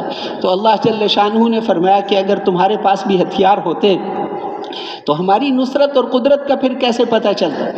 آج تم یہ لڑائی نہیں لڑنا چاہتے تھے، آج مسلمان یہ لڑائی نہیں لڑنا چاہتے تھے، مکے والے بھی یہ لڑائی نہیں لڑنا چاہتے تھے، آج اللہ یہ لڑائی کرانا چاہتے تھے. وَلَوْ تَوَعَدتُّمْ لَاخْتَلَفْتُمْ فِي الْمِيعَادِ، اگر تم نے تاریخ طے کی ہوتی تو یہ جنگ کبھی بھی نہ ہوتی. وَلَكِنْ لِيَقْضِيَ اللَّهُ أَمْرًا كَانَ مَفْعُولًا، یہ تو اللہ کا فیصلہ تھا اس لیے یہ جنگ ہوئی تھی. اللہ نے پہلے سے بتایا تھا کہ یا وہ قافلہ تمہیں ملے گا، وہ تجارتی قافلہ، اس میں آج کل کے حساب سے کروڑوں کا سامان تھا، تم وہ قافلہ لینا چاہتے تھے کہ وہ قافلہ مل جائے تو مال زیادہ ملے گا. وَإِذْ يَعِدُكُمُ اللَّهُ إِحْدَى الطَّائِفَتَيْنِ أَنَّهَا لَكُمْ وَتَوَدُّونَ أَنَّ غَيْرَ ذَاتِ الشَّوْكَةِ تَكُونُ لَكُمْ وَيُرِيدُ اللَّهُ أَن يُحِقَّ الْحَقَّ بِكَلِمَاتِهِ وَيَقْطَعَ دَابِرَ الْكَافِرِينَ. تم یہ چاہتے تھے کہ وہ مال ہمیں مل جائے اور اللہ یہ چاہتے تھے کہ کفر کی جڑوں کو کاٹ دے۔ آج ہم کفر کی جڑوں کو کاٹنا چاہتے تھے تاکہ حق کا حق ہونا اور باطل کا باطل ہونا انسانوں کو پتہ چلے کہ اللہ باطل والوں کو کیسے تباہ کرتے ہیں، کیسے اللہ جل شانہ نے ان کو مٹا دیا۔ تو ان کے پاس، مکے والوں کے پاس سامان تھے، سارا کچھ تھا، لیکن وہ ناکام ہو گئے۔ اللہ جل شانہ نے مسلمانوں کی مدد فرمائی، فرشتے آسمان سے اترتے تھے اور مسلمانوں کی مدد کرتے تھے۔ اور جنگوں میں بھی فرشتے اترے، لیکن باقی جنگوں میں ان کو لڑنے کی اجازت نہیں تھی، صرف اللہ جل شانہ ان کو اطمینان کے لیے بھیجتے تھے۔ بدر میں اللہ نے حکم دیا تھا مارو تم ان کو، صحابہ کہتے ہم آدمی کے قریب ہوتے تھے اس کا سر کٹ کے جدا ہو جاتا تھا۔ حضور صلی اللہ علیہ وسلم کے چچا حضرت عباس وہ کافروں کی طرف سے آئے تھے، وہ بہت لمبے تھے، جب اونٹ پر بیٹھتے تھے گھوڑے پر تو ان کے پاؤں زمین پر لگتے تھے اور بہت اونچی آواز تھی، 12 میل دور باغ تھا، وہاں سے خادم کو بلا لیتے تھے آواز دے کر، اور وہ اتنے مضبوط۔ اب مضبوط آدمی کو، پہلوان کو کوئی بچہ پکڑ لے تو اسے بڑی شرم آتی ہے، اپنے برابر کا آدمی مارے تو کوئی بات نہیں۔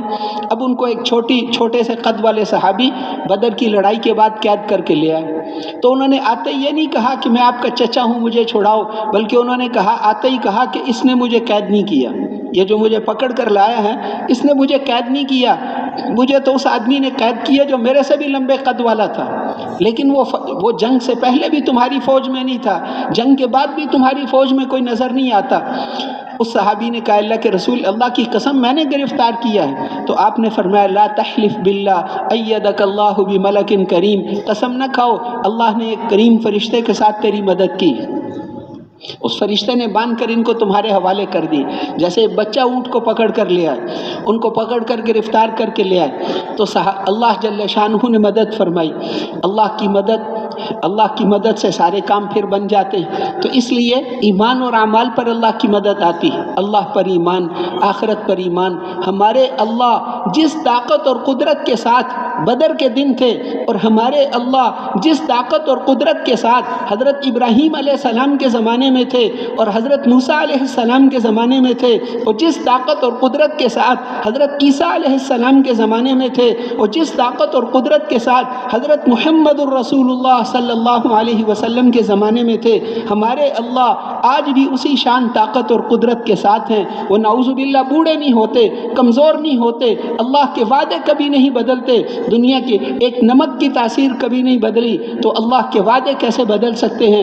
گل بنفشہ اور یہ جڑی بوٹیوں ان کی تاثیر نہیں بدلتی، تو اللہ کے وعدے وَلَن تَجِدَ لِسُنَّةِ اللَّهِ تَبْدِيلًا، اللہ کا وعدہ کبھی تبدیل نہیں ہوتا، اللہ کا قانون تبدیل نہیں ہوتا، اللہ کے وعدے آج بھی وہی ہیں۔ صحابہ کے پاس جتنے کامیابی کے سامان تھے وہ سب ہمارے پاس بھی ہیں، تو اللہ تو آج بھی وہی ہے۔ ایک تلوار اور ایک ایٹم بم، دونوں میں انسانوں کے اعتبار سے تو فرق ہے، اللہ کے اعتبار سے جیسے تلوار کچھ نہیں کر سکتی اللہ کے حکم کے سامنے، ایٹم بم بھی کچھ نہیں کر سکتا۔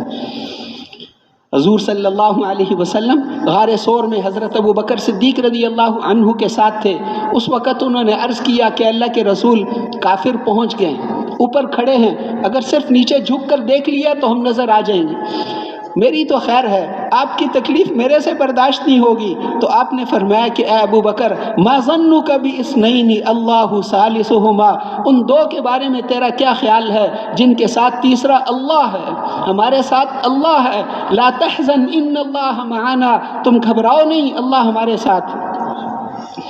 حضرت جی مولانا یوسف صاحب رحمۃ اللہ علیہ فرماتے تھے اگر ساری دنیا کے کافروں کی فوجیں جنگی جہاز لے کر آ جائیں اور وہ ہمارے اوپر بادلوں کی طرح آ جائیں اور ہر ایک ایٹم بم اور مختلف قسم کے بم لے کر آ جائے، اور ہمارے دل میں یہ ہوا کہ موت ان کے ہاتھ میں نہیں اللہ کے ہاتھ میں ہے، کہ اللہ کی قسم اللہ ہماری ویسے ہی حفاظت فرمائیں گے جیسے اس دن حضور کی حفاظت فرمائی تھی۔ حفاظت کرنے والے اللہ ہیں، اللہ جل شانہ کسی کی حفاظت کرنا چاہیں اور موت کے ہزاروں سامان ہوں، اللہ کا حکم چلتا ہے، وہ موت کے سامان اس آدمی کی حفاظت شروع کر دیتے ہیں، وہ موت کے سامان، وہ سانپ، وہ بچھو، وہ ساری چیزیں اس کی حفاظت کا ذریعہ بنیں گے۔ اس کائنات کا ہر ذرہ وہ کرتا ہے جو اللہ چاہتے ہیں۔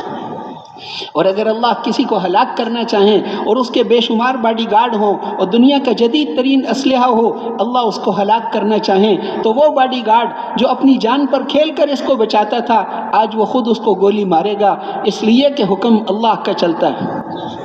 ما شاء اللہ کان وما لم یشاء لم یکن، جو اللہ چاہتے ہیں وہ ہوتا ہے اور جو اللہ نہیں چاہتے وہ نہیں ہوتا۔ اور پھر نبیوں پر ایمان لانا، نبیوں پر ایمان لانے کا کیا مطلب ہے کہ سارے انبیاء علیہ السلام حق ہیں، ہمارے نبی حضرت محمد صلی اللہ علیہ وسلم، ہم تو ان کے طریقے پر چلیں گے، ایمان ساروں کے اوپر لائیں۔ شخصیتیں کامیابی جن کی اتباع سے ملتی ہے وہ صرف انبیاء علیہ السلام ہیں۔ کوئی بادشاہ ہونے کی وجہ سے شخصیت نہیں بنتا، اور کوئی وزیر ہونے کی وجہ سے شخصیت نہیں بنتا، اور کوئی سرمایہ دار ہونے کی وجہ سے شخصیت نہیں بنتا۔ فرعون اور نمرود بادشاہ تھے لیکن شخصیت نہیں تھے، اور قوم سبا کھیتوں والے کے بڑے بڑے باغوں والے تھے لیکن شخصیت نہیں تھے، اور اسی طرح حامان بڑا وزیر تھا لیکن شخصیت نہیں تھا۔ شخصیت تو حضرت موسیٰ علیہ السلام تھے، اور شخصیت ہارون علیہ السلام تھے۔ سلام علی موسیٰ و ہارون، ہم نے لوگوں میں ان کی یہ بات چھوڑی کہ سلام ہو موسیٰ اور ہارون علیہ السلام پر، اور شخصیت تو حضرت محمد الرسول اللہ صلی اللہ علیہ وسلم ہیں۔ چاہے 2 مہینے ان کے گھر میں آگ نہ جلے، چاہے ان کے جسم پر بوریے کے نشانات ہوں، لیکن شخصیت تو محمد الرسول اللہ صلی اللہ علیہ وسلم ہے، اور جو ان کے رنگ میں رنگا ہوا ہوگا وہ شخصیت ہوگا۔ کوئی بادشاہ ہونے کی وجہ سے شخصیت نہیں بنتا، کوٹھیوں میں رہنے سے کوئی شخصیت نہیں بنتا، ورنہ تو کتے بھی کوٹھیوں میں رہتے ہیں، چوہے بھی کوٹھیوں میں رہتے ہیں۔ جہازوں میں اڑنے سے کوئی شخصیت نہیں بنتا، کتے بھی جہازوں میں اڑتے ہیں، ورنہ ان کو بھی شخصیت مانو۔ شخصیت تو صرف محمد الرسول اللہ صلی اللہ علیہ وسلم۔ یہ ساری دنیا اللہ کے نزدیک کوڑا کباڑ ہے، اس میں سے قیمتی چیز وہ صرف محمد الرسول اللہ صلی اللہ۔ ایک سنت، ان کی ایک سنت ہفت اقلیم کی سلطنت سے زیادہ قیمتی ہے۔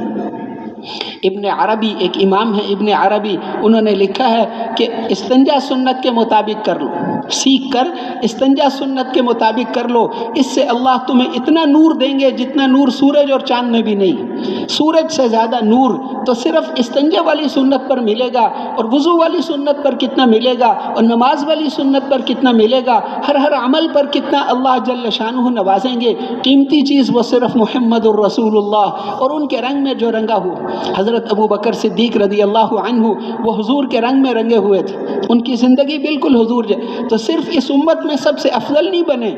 قیامت کے دن 1.25 لاکھ امتیں جمع ہوں گی، نبیوں کے بعد سب سے بڑا درجہ حضرت ابو بکر صدیق رضی اللہ عنہ۔ ساری امتوں میں سے 1.25 لاکھ امتوں میں سے سب سے افضل انسان حضرت ابو بکر صدیق رضی اللہ عنہ، اس لیے کہ وہ حضور کے رنگ میں رنگے ہوئے تھے۔ جو حضور کے رنگ میں رنگا ہوا ہوگا وہ قیمتی بنے گا، وہ قیمتی بنے گا۔ 7 آسمان اور زمین اور ان میں جتنی گاڑیاں اور جہاز اور فیکٹریاں، ان ساروں کی قیمت اللہ کے نزدیک حضرت محمد صلی اللہ علیہ وسلم کی ایک انگلی کے پورے جتنی بھی نہیں۔ یہ سب مچھر کے پر کے برابر بھی اس کی قیمت نہیں ہے۔ اس لیے سنت پر عمل کرنا۔ آپ دیکھنے والے تھے، باقی ساری دنیا کے انسان نابینا ہیں، ساری دنیا کے بادشاہ بھی نابینا، ساری دنیا کے ڈاکٹر بھی نابینا، ساری دنیا کے وزیر اور گورنر بھی نابینا، دیکھنے والے وہ محمد الرسول اللہ صلی اللہ علیہ وسلم۔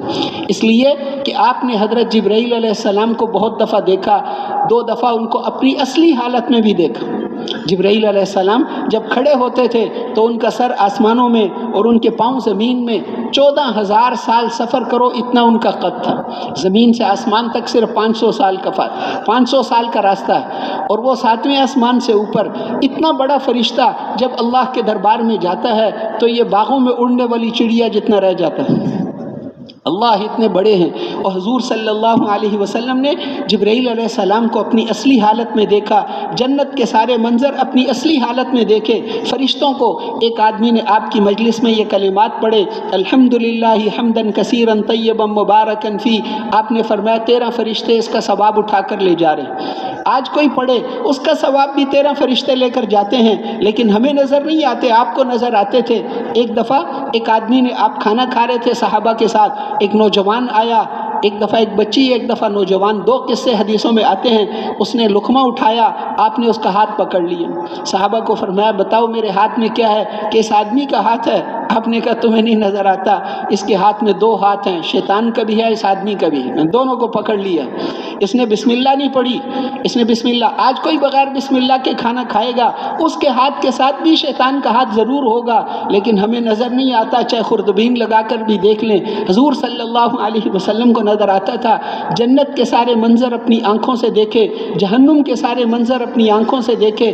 کب میں معراج میں جب گیا تو بنی اسرائیل کی ایک نیک عورت نے بلی کو بھوکا پیاسا باندھ کر مارا تھا، اس کو عذاب ہوتے ہوئے میں نے اپنی آنکھوں سے دیکھا۔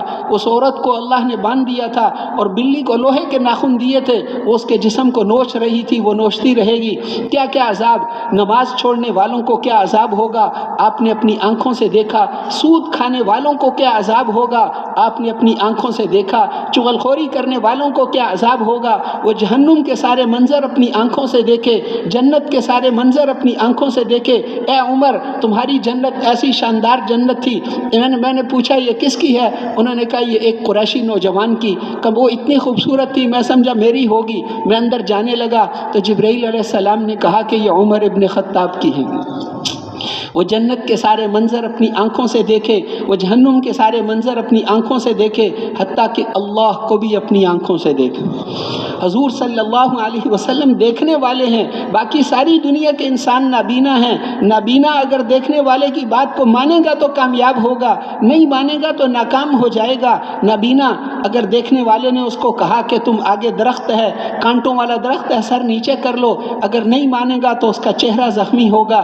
اگر کبھی دیکھنے والے نے نابینے کو کہا کہ آگے بہت گہرا کنواں ہے، کھڈا ہے، اس کے اندر گر جاؤ گے، ایک طرف ہو جاؤ، وہ کہ نہیں نہیں میں مالدار ہوں تو غریب ہے، میں تیری بات نہیں مانتا، نہیں مانے گا تو کھڈے میں گر کر یا تو قبرستان پہنچ جائے گا یا ہسپتال تو ضرور زخمی ہو کر پہنچے گا۔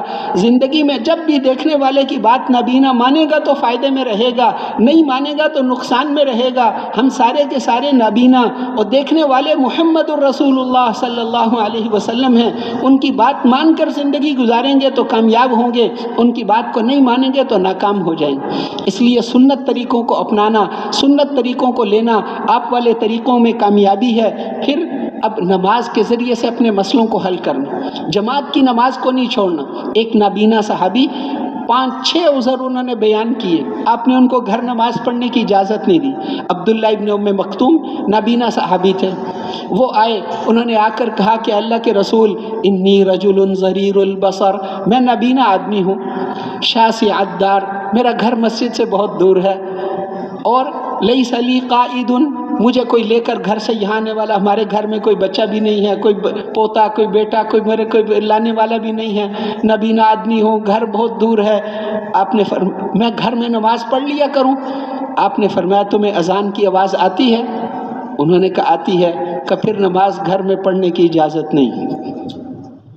پھر بعد میں انہوں نے کچھ عرصے کے بعد انہوں نے پوچھا کہ اللہ کے رسول مدینہ منورہ میں یہ کیڑے مکوڑے بہت ہوتے ہیں، رات کے وقت کوئی سانپ بچھو، کوئی، میں نابینا آدمی ہوں، اور یہاں پر جو ہے یہ جھاڑیاں درخت یہ بھی بہت زیادہ ہیں۔ اس زمانے میں تو ایسے راستے نہیں ہوتے تھے، اس زمانے میں اس لیے اندھیرا ہوتا تھا، اس لیے آپ نے فرمایا تھا بشر المشائین فی الظلم الی المساجد بالنور التام یوم القیامہ، اندھیروں میں مسجدوں میں جانے والوں کو قیامت کے دن کے پورے نور کی خوشخبری سنا دو۔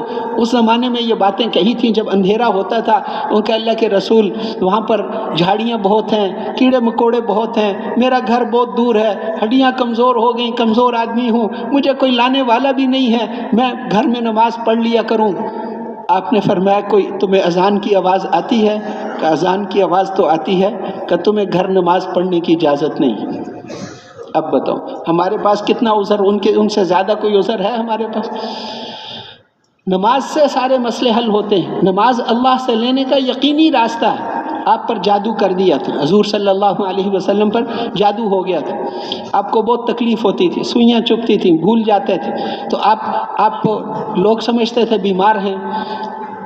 آپ ایک دفعہ حضرت عائشہ فرماتی میری باری تھی، میری رات باری ایک بیوی کے پاس جاتے تھے، حضرت عائشہ کی باری تھی، میری باری تھی، آپ گھر تشریف لائے، میں انتظار میں بیٹھی تھی، آپ نے مجھے دیکھا ہی نہیں، نماز کی نیت باندھ لی، پڑھتے رہے، ساری رات نماز پڑھتے رہے، اے اللہ مجھے ٹھیک کر دے، اے اللہ ٹھیک کر، نماز پڑھتے رہے۔ صبح کی اذان، اس وقت آپ لیٹے، فرشتے آ گئے، جبرائیل علیہ السلام سر کی طرف، میکائیل علیہ السلام پاؤں کی طرف، انہوں نے آپس میں باتیں شروع کر دی۔ میکائیل علیہ السلام نے کہا آپ کے دوست کو کیا ہوا ہے، بیمار ہیں؟ ان کا نہیں، ان پر جادو ہوا ہے۔ کس نے کیا ہے؟ کہ لبید ابن عاصم نے کیا ہے۔ ان کے بالوں کو لے کر ان پر گریں، پڑھ کے پھونک مار کے اس نے جادو کر کے ایک کھجور کے پتے میں اس کو ڈال کر فلاں کنویں کے اندر پتھر کے نیچے رکھا ہوا ہے، یہ جا کر نکالیں گے تو ٹھیک ہو جائیں گے۔ جبرائیل علیہ السلام نے بتایا۔ پھر اس فرشتے نے کہا کہ یہ تو سوئے ہوئے ہیں۔ تو جبرائیل علیہ السلام نے کہا ان کی آنکھیں تو سوتی ہیں، ان کا دل نہیں سویا کرتا، انہوں نے ہماری ساری باتیں سن لی ہیں، چلو ہمارا کام پورا ہو گیا۔ وہ دونوں فرشتے چلے گئے۔ وہ چلے گئے تو آپ اٹھ کر بیٹھ گئے اور آپ نے فرمایا عائشہ میرا مسئلہ تو حل ہو گیا۔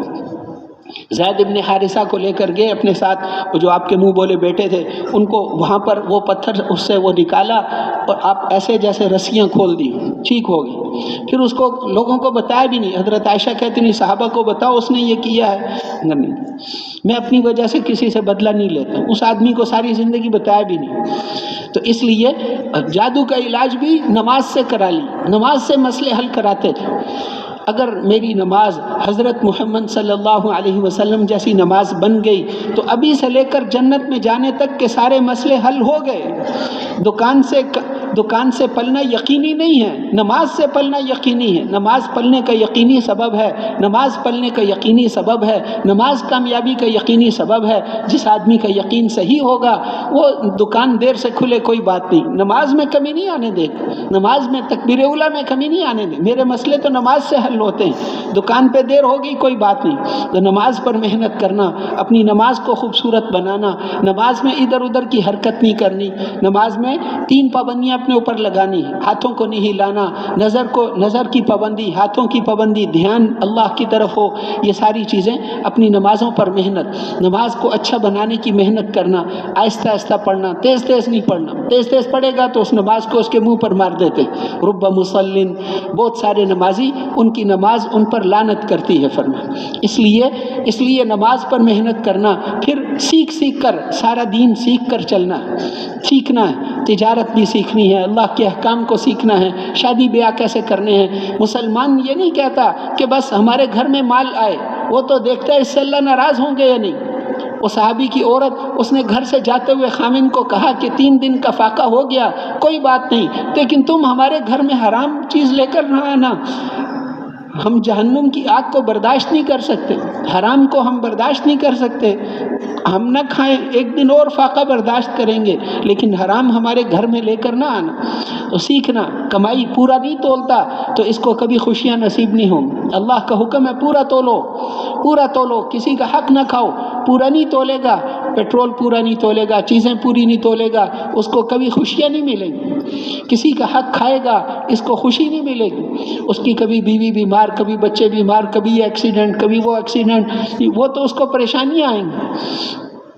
مولانا احمد علی لاہوری صاحب فرماتے تھے کہ 80% گناہ جو ہوتے ہیں یہ کھانے کے حرام غلط ہونے کی وجہ سے ہوتے ہیں۔ مشکوک کھانا نہیں کھانا، حلال کھانا کھانا ہے۔ عفت فی طعمۃ، کھانے کو حلال کرو، حلال کھانا، جیسے آدمی کی جیسے صحت کے اندر اس کا اثر ہوتا ہے، کھانے کا اثر ہوتا ہے، کھانا صحیح ہو یا خراب اس کا صحت پر اثر پڑتا ہے، اسی طرح پاک اور ناپاک کھانے، حلال کھانے کا بھی اثر پڑتا ہے۔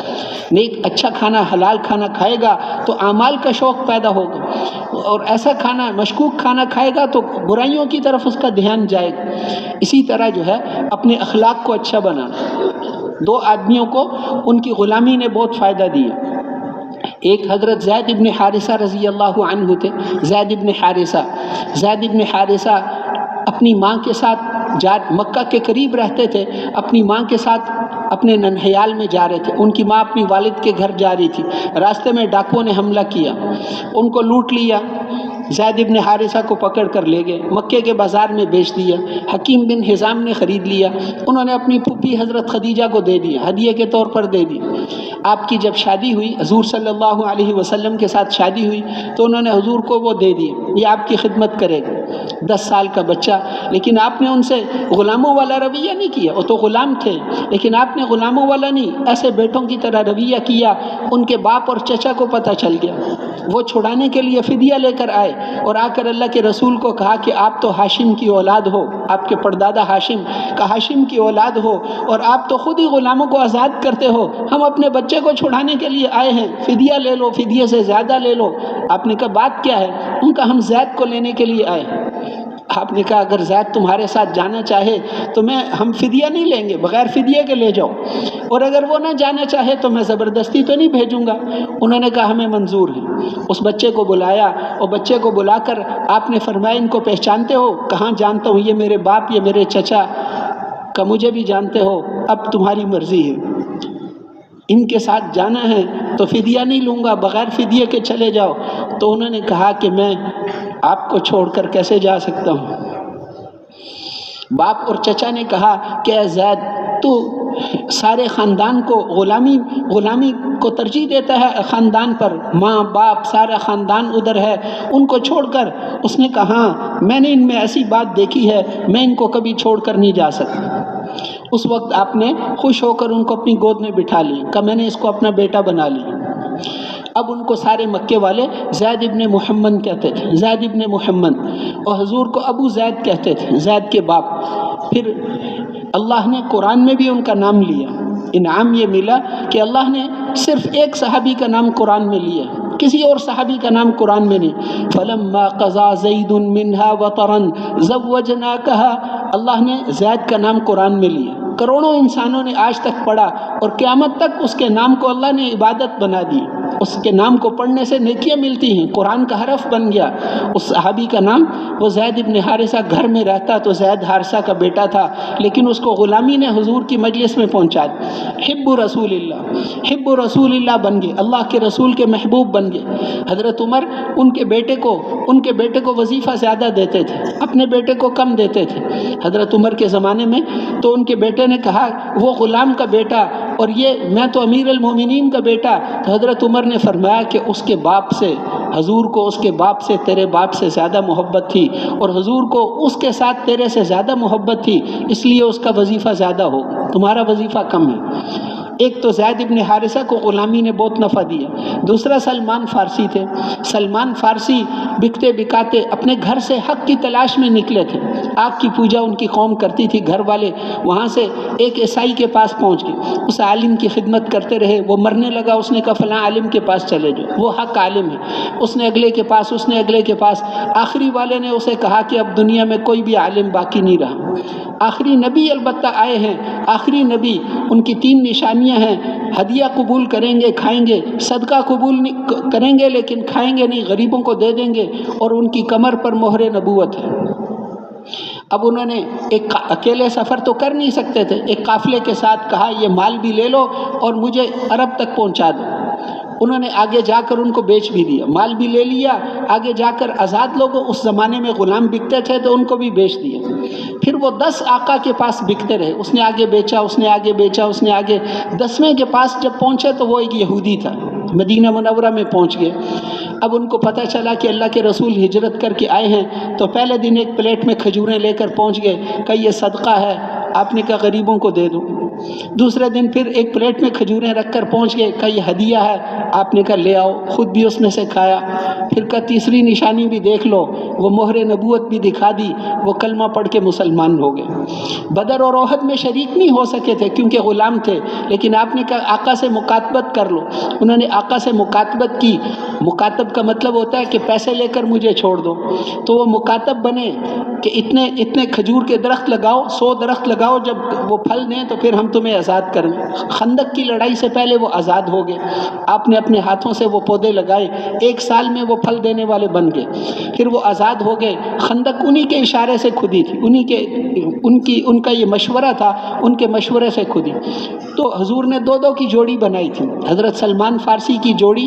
اب جتنے مہاجر آتے تھے ایک خاندان میں ایک آدمی کو جوڑ دیتے تھے، اگر سارے مہاجروں کو الگ رکھتے تو ان کو سنبھالنا تو بہت بڑا مسئلہ تھا، ہر ایک کو ایک خاندان کو دے دیا، اس طرح سنبھالنا بہت آسان تھا۔ تو سلمان فارسی کو ابو دردہ کے ساتھ جوڑا آپ نے، وہ حضرت ابو دردہ ساتھ گھر گئے تو پہلے تو انہوں نے ان کی بیوی کو دیکھا، اس نے میلے کچالے کپڑے پہنے ہوئے تھے، تو حضرت سلمان فارسی نے اس کو کہا کہ یہ کیا ہے؟ عورت جس گھر میں ہوتی ہے وہ گھر صاف ستھرا ہوتا ہے، کپڑے یہ تم نے اپنی کیا حالت بنائی ہوئی؟ تو ان کی بیوی نے کہا کہ تمہارے بھائی کو کوئی شوق ہی نہیں، میں کس کے لیے تیار ہوں؟ تمہارا بھائی جو ہے دن کو ہمیشہ روزہ، رات کو ہمیشہ نماز، وہ تو مجھے دیکھتا ہی نہیں، اس کی الگ زندگی، میری الگ زندگی۔ وہ کہا اچھا ٹھیک ہے، اس سے بھی بات۔ پھر ابو دردہ کھانا لے کر آئے، کھانا کھا لو دوپہر کا۔ انہوں نے کہا تم بھی میرے ساتھ کھاؤ۔ ان کا میرا تو روزہ ہے، میں ہمیشہ روزہ رکھتا ہوں، کہ میں بھی نہیں کھاؤں گا، لے جاؤ پھر۔ اب مہمان کے آگے سے کھانا کیسے اٹھائیں، بڑی شرم کی بات تھی۔ ان کو بھی کہا مجھے روزہ رکھنے دو، انہوں نے کہا نہیں میرے ساتھ کھاؤ گے۔ پھر ان کو بھی نفلی روزہ تو توڑ سکتے ہیں، مہمان کی وجہ سے توڑ دیا۔ رات کو جب انہوں نے کہا آپ لیٹ جاؤ، انہوں نے کہا تمہارا بستر؟ ان کا میں تو ساری رات عبادت کروں گا۔ ان کا نہیں، پھر میرا بستر بھی لے جاؤ، اپنا بستر میرے ساتھ لگاؤ۔ انہوں نے کہا اچھا چلو تھوڑی دیر بعد یہ سو جائیں گے، پھر اٹھ جاؤں گا۔ جب اٹھنے لگے تو انہوں نے کہا ٹھہر جاؤ، سو جاؤ، ابھی سونے کا وقت ہے۔ پھر وہ تھوڑی دیر کے بعد اٹھنے لگے، کہا لیٹ، ساری رات اٹھنے نہیں دیا۔ فجر کے قریب کہا اٹھو، اب دونوں ہم نماز پڑھتے ہیں۔ پھر فجر کی اذان کے بعد حضرت سلمان فارسی نے کہا کہ اے ابو دردہ، ان لربک علیک حقا، تیرے رب کا بھی تیرے اوپر حق ہے، تیری بیوی کا بھی تیرے اوپر حق ہے، تیرے نفس کا بھی تیرے اوپر حق ہے۔ یہ نفس سواری ہے، اس سواری کا خیال نہیں رکھو گے تو راستے میں گرا دے گی، اور تیرے مہمان کا بھی تیرے اوپر حق ہے۔ فَأَعْطِ كُلَّ ذِي حَقٍّ حَقَّهُ، ہر حق والے کو اس کا حق دیا کرو۔ چلو اب نماز پڑھنے چلیں۔ مسجد میں آگے دونوں، حضور صلی اللہ علیہ وسلم فجر کی نماز پڑھا کر ہمیشہ صحابہ کے ساتھ بیٹھتے تھے، کبھی آیتیں، کبھی حدیثیں، کبھی خواب کی تعبیر، کبھی مہمان آئے ہوں ان کا حال پوچھتے تھے۔ اس دن آپ نے فرمایا کہ سلمان فارسی اور ابو دردہ آگے آ جاؤ۔ ان کو بلایا، حضرت ابو دردہ مقامی تھے، ان سے پوچھا کہ اپنے بھائی کو کیسا پایا؟ وہ تو بھرے ہوئے تھے۔ انہوں نے کہا کہ جس نے پہلے میری بیوی کو کہا کہ تم نے کپڑے ایسے کیوں پہنے ہوئے ہیں، پہلے میری بیوی کی کلاس لی، پھر اس کے بعد انہوں نے میرا روزہ توڑوا دیا، پھر انہوں نے رات کو مجھے تہجد میں نماز نہیں پڑھنے دی، پھر انہوں نے مجھے صبح کہا کہ تیرے رب کا بھی حق ہے، تیری بیوی کا بھی حق ہے، تیرے نفس کا بھی حق ہے، تیرے مہمان کا بھی حق ہے، ہر حق والے کو اس کا حق دے دو۔ تو آپ نے سارا سن کر فرمایا کہ صدق سلمان نے سچ کہا ہے۔ یہ ساروں کا، پہلے یہ سلمان فارسی کی بات تھی، اب یہ حضور کی بات بن گئی۔ تیرے رب کا بھی حق ہے، تیری بیوی کا بھی حق ہے، تیرے نفس کا بھی تیرے اوپر حق ہے، تیرے ساتھی، تیرے مہمان کا بھی تیرے اوپر حق ہے، ہر حق والے کو اس کا حق دے دیا کرو۔ قیامت کے دن پوچھا۔ اب وہ ایک روایت تو یہ آتی ہے بخاری شریف میں، دوسری روایت یہ آتی آپ نے لوگوں کے حقوق کیسے دیے۔ ایک عورت تھی، باندھی تھی، حضرت بریرہ نام تھا اس کا، باندھی، حضرت عائشہ کی باندھی تھی۔ وہ تھی پہلے کسی اور کی باندھی، حضرت عائشہ سے سبق پڑھتی تھی۔ اس کے آقا نے اس کی شادی مغیث ایک لڑکے کے ساتھ کرا دی۔ باندھی تو نہیں بول سکتی، اس کی شادی جس کے ساتھ میں آزاد عورت کہہ سکتی ہے میں نہیں کرتی، لیکن باندھی تو نہیں کہہ سکتی۔ وہ مغیث بدصورت لڑکا تھا، اس کے ساتھ شادی کرا دی۔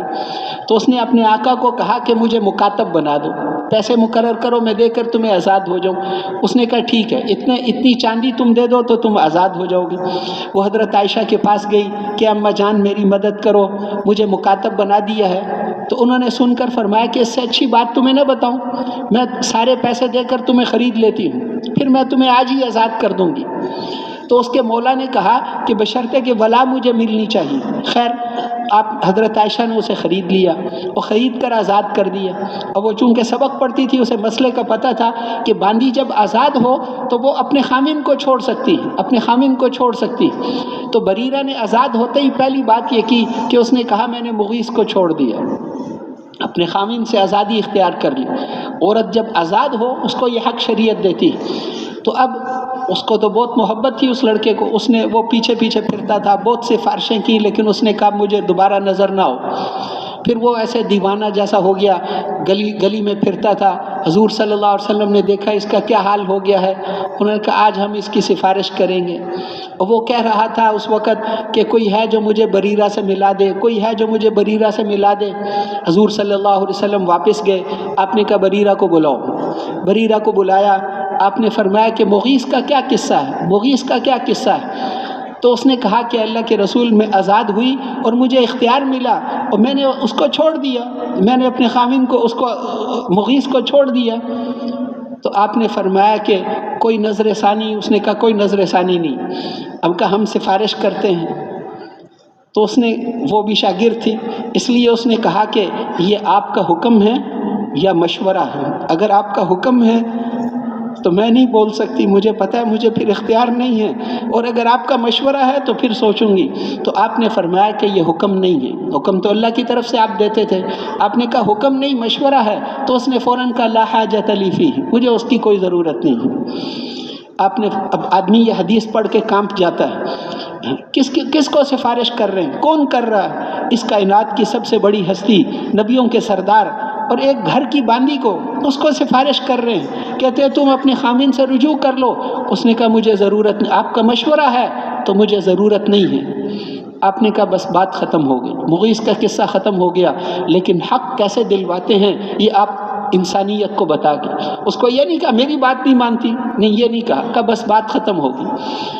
اب کوئی بریرہ کو مجبور نہیں کر سکتا، جب یہ نہیں چاہتی اس کو ہم زبردستی نہیں کر سکتے، یہ آزاد ہو گئی۔ یہ نہیں کہا کہ میری بات بھی نہیں مانتی، اس کو اس کا حق دلوایا۔ پھر ایک اور روایت ہے بخاری شریف، آپ ایک دفعہ بیٹھے ہوئے تھے مجلس میں، دائیں طرف عبداللہ ابن عباس تھے، وہ 10-11 سال کے بچے، آپ کے بھتیجے بھی بھانجے بھی جی۔ ادھر حضرت ابوبکر صدیق رضی اللہ عنہ بیٹھے ہوئے تھے، آپ کے پاس دودھ لایا گیا، میٹھا دودھ لایا گیا، تو آپ آدھا پیتے تھے ہمیشہ، باقی آدھا ساتھی کو دیں گے۔ اب آپ کا دل اس دن بہت کر رہا تھا کہ یہ ابوبکر کو دے دیں، لیکن آپ نے خود ہی بتایا تھا الایمن فالایمن، دائیں طرف والے کا حق بنتا ہے۔ تو آپ نے ان کو پوچھا، پہلے آپ سوچتے رہے، پھر آپ نے کہا عبداللہ اگر تم مجھے اجازت دے دو تو یہ بچا ہوا دودھ میں ابوبکر کو دے دوں۔ وہ بھی عبداللہ ابن عباس تھے، ان کا اللہ کے رسول اللہ کی قسم آپ کا بچا ہوا میں کسی کو نہیں دوں، آپ کا بچا ہوا تو میرا حق بنتا ہے، میں آپ کا بچا ہوا میں کسی کو نہیں، ابو بکر کو بھی نہیں، مجھے دے۔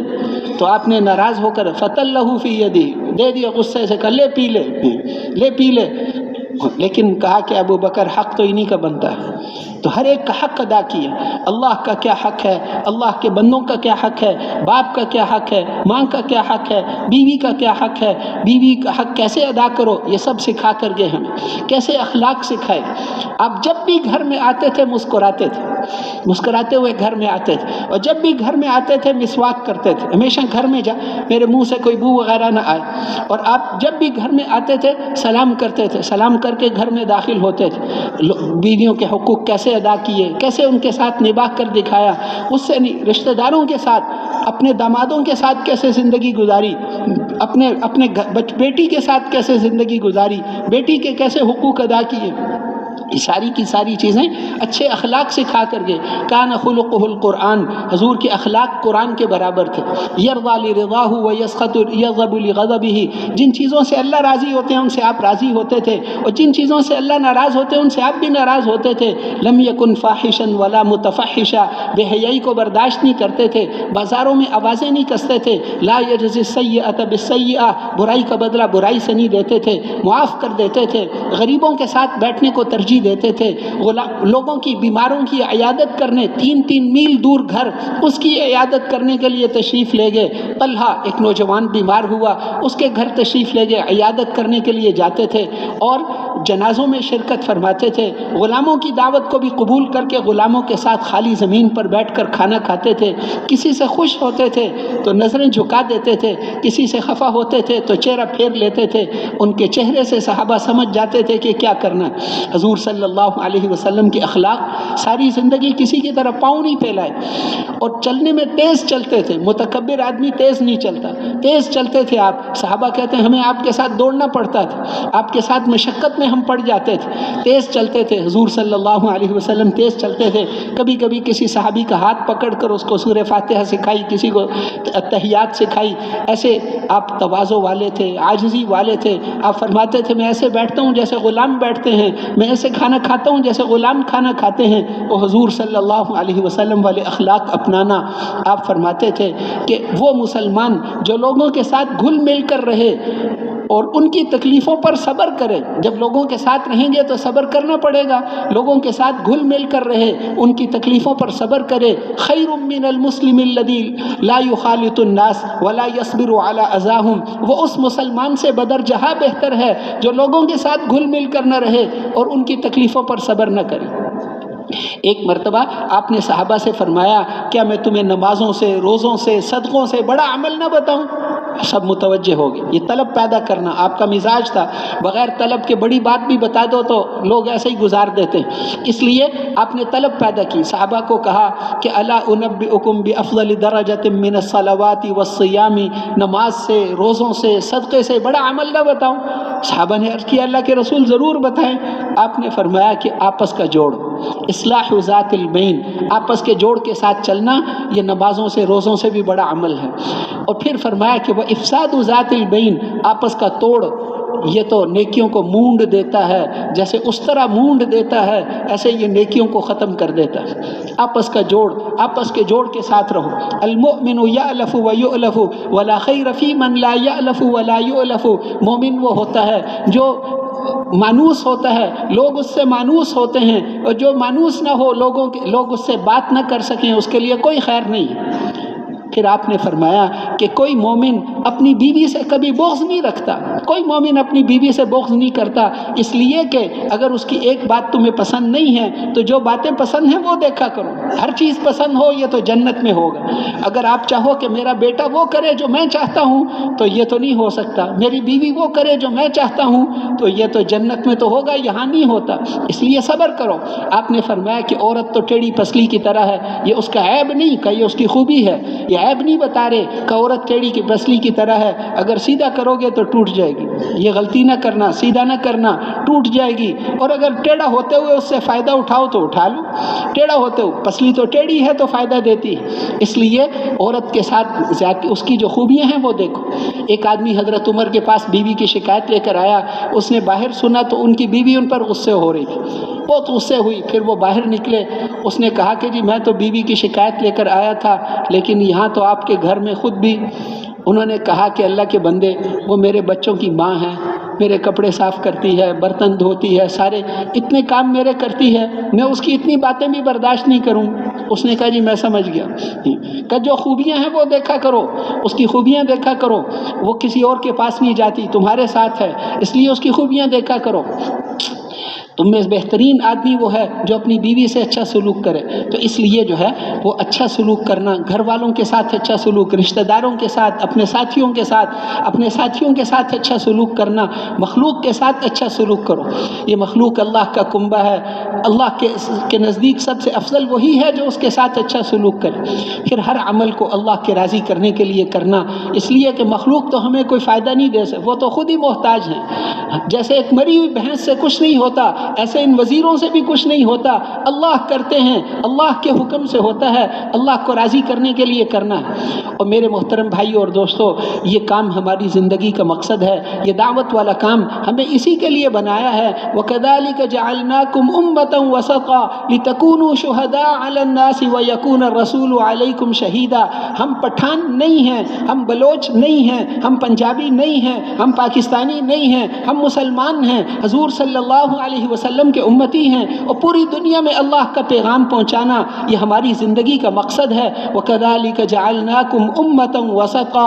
ہم نے آپ کی امت کو ساری امتوں میں سے افضل امت بنایا ہے تاکہ تم قیامت کے دن لوگوں کے گواہ بنو اور حضرت محمد صلی اللہ علیہ وسلم تمہارے گواہ بنے.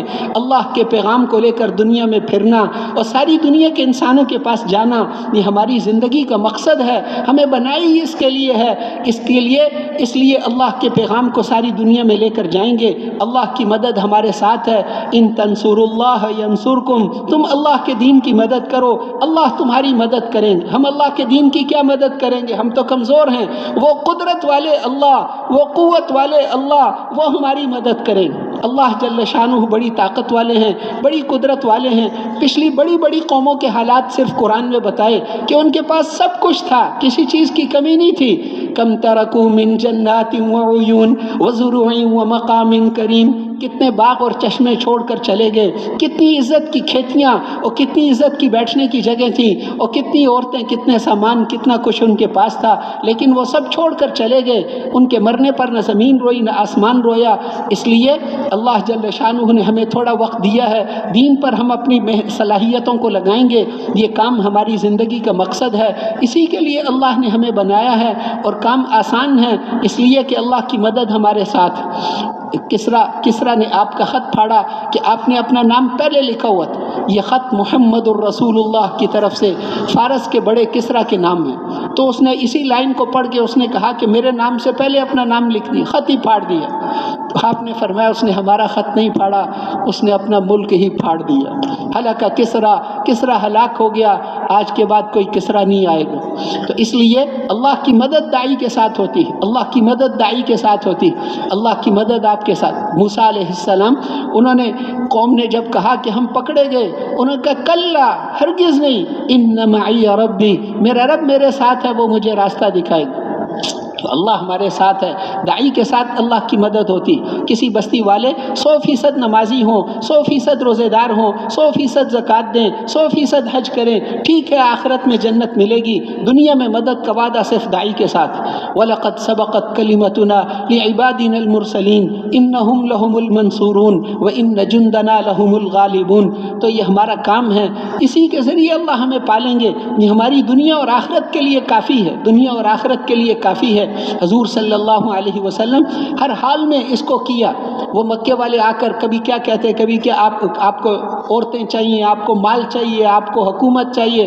آپ فرمائے میں تو اللہ کا رسول ہوں۔ ایک موقع پر ان سے فرمایا کہ ایک ہاتھ پہ سورج اور ایک پہ چاند بھی لا کر رکھ دو، میں اس محنت کو چھوڑنے والا نہیں ہوں۔ ایک اور موقع پر ان سے فرمایا کہ جیسے تم سورج میں سے آگ کا شعلہ نکال کر نہیں لا سکتے، میں اس کام کو بھی نہیں چھوڑ سکتا، یہ تو اللہ کا حکم ہے۔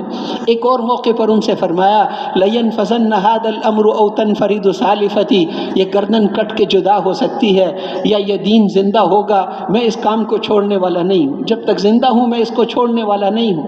اور یہ ہماری ذمہ داری ہے، ہمارا کام ہے۔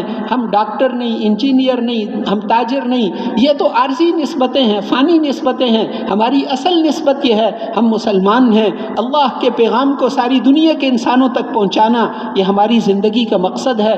اس کے لیے اللہ کی مدد ہمارے ساتھ ہے، اس کے لیے تیار ہے نا انشاءاللہ؟ کون کون انشاءاللہ نقد جائے گا اللہ کے راستے میں چلے کے لیے 4 مہینے کے لیے؟ وہ ہمت فرما کر کھڑے ہو جائیں۔ ماشاءاللہ ماشاءاللہ، ہمت فرما لیں، ہمت مردہ مدد خدا۔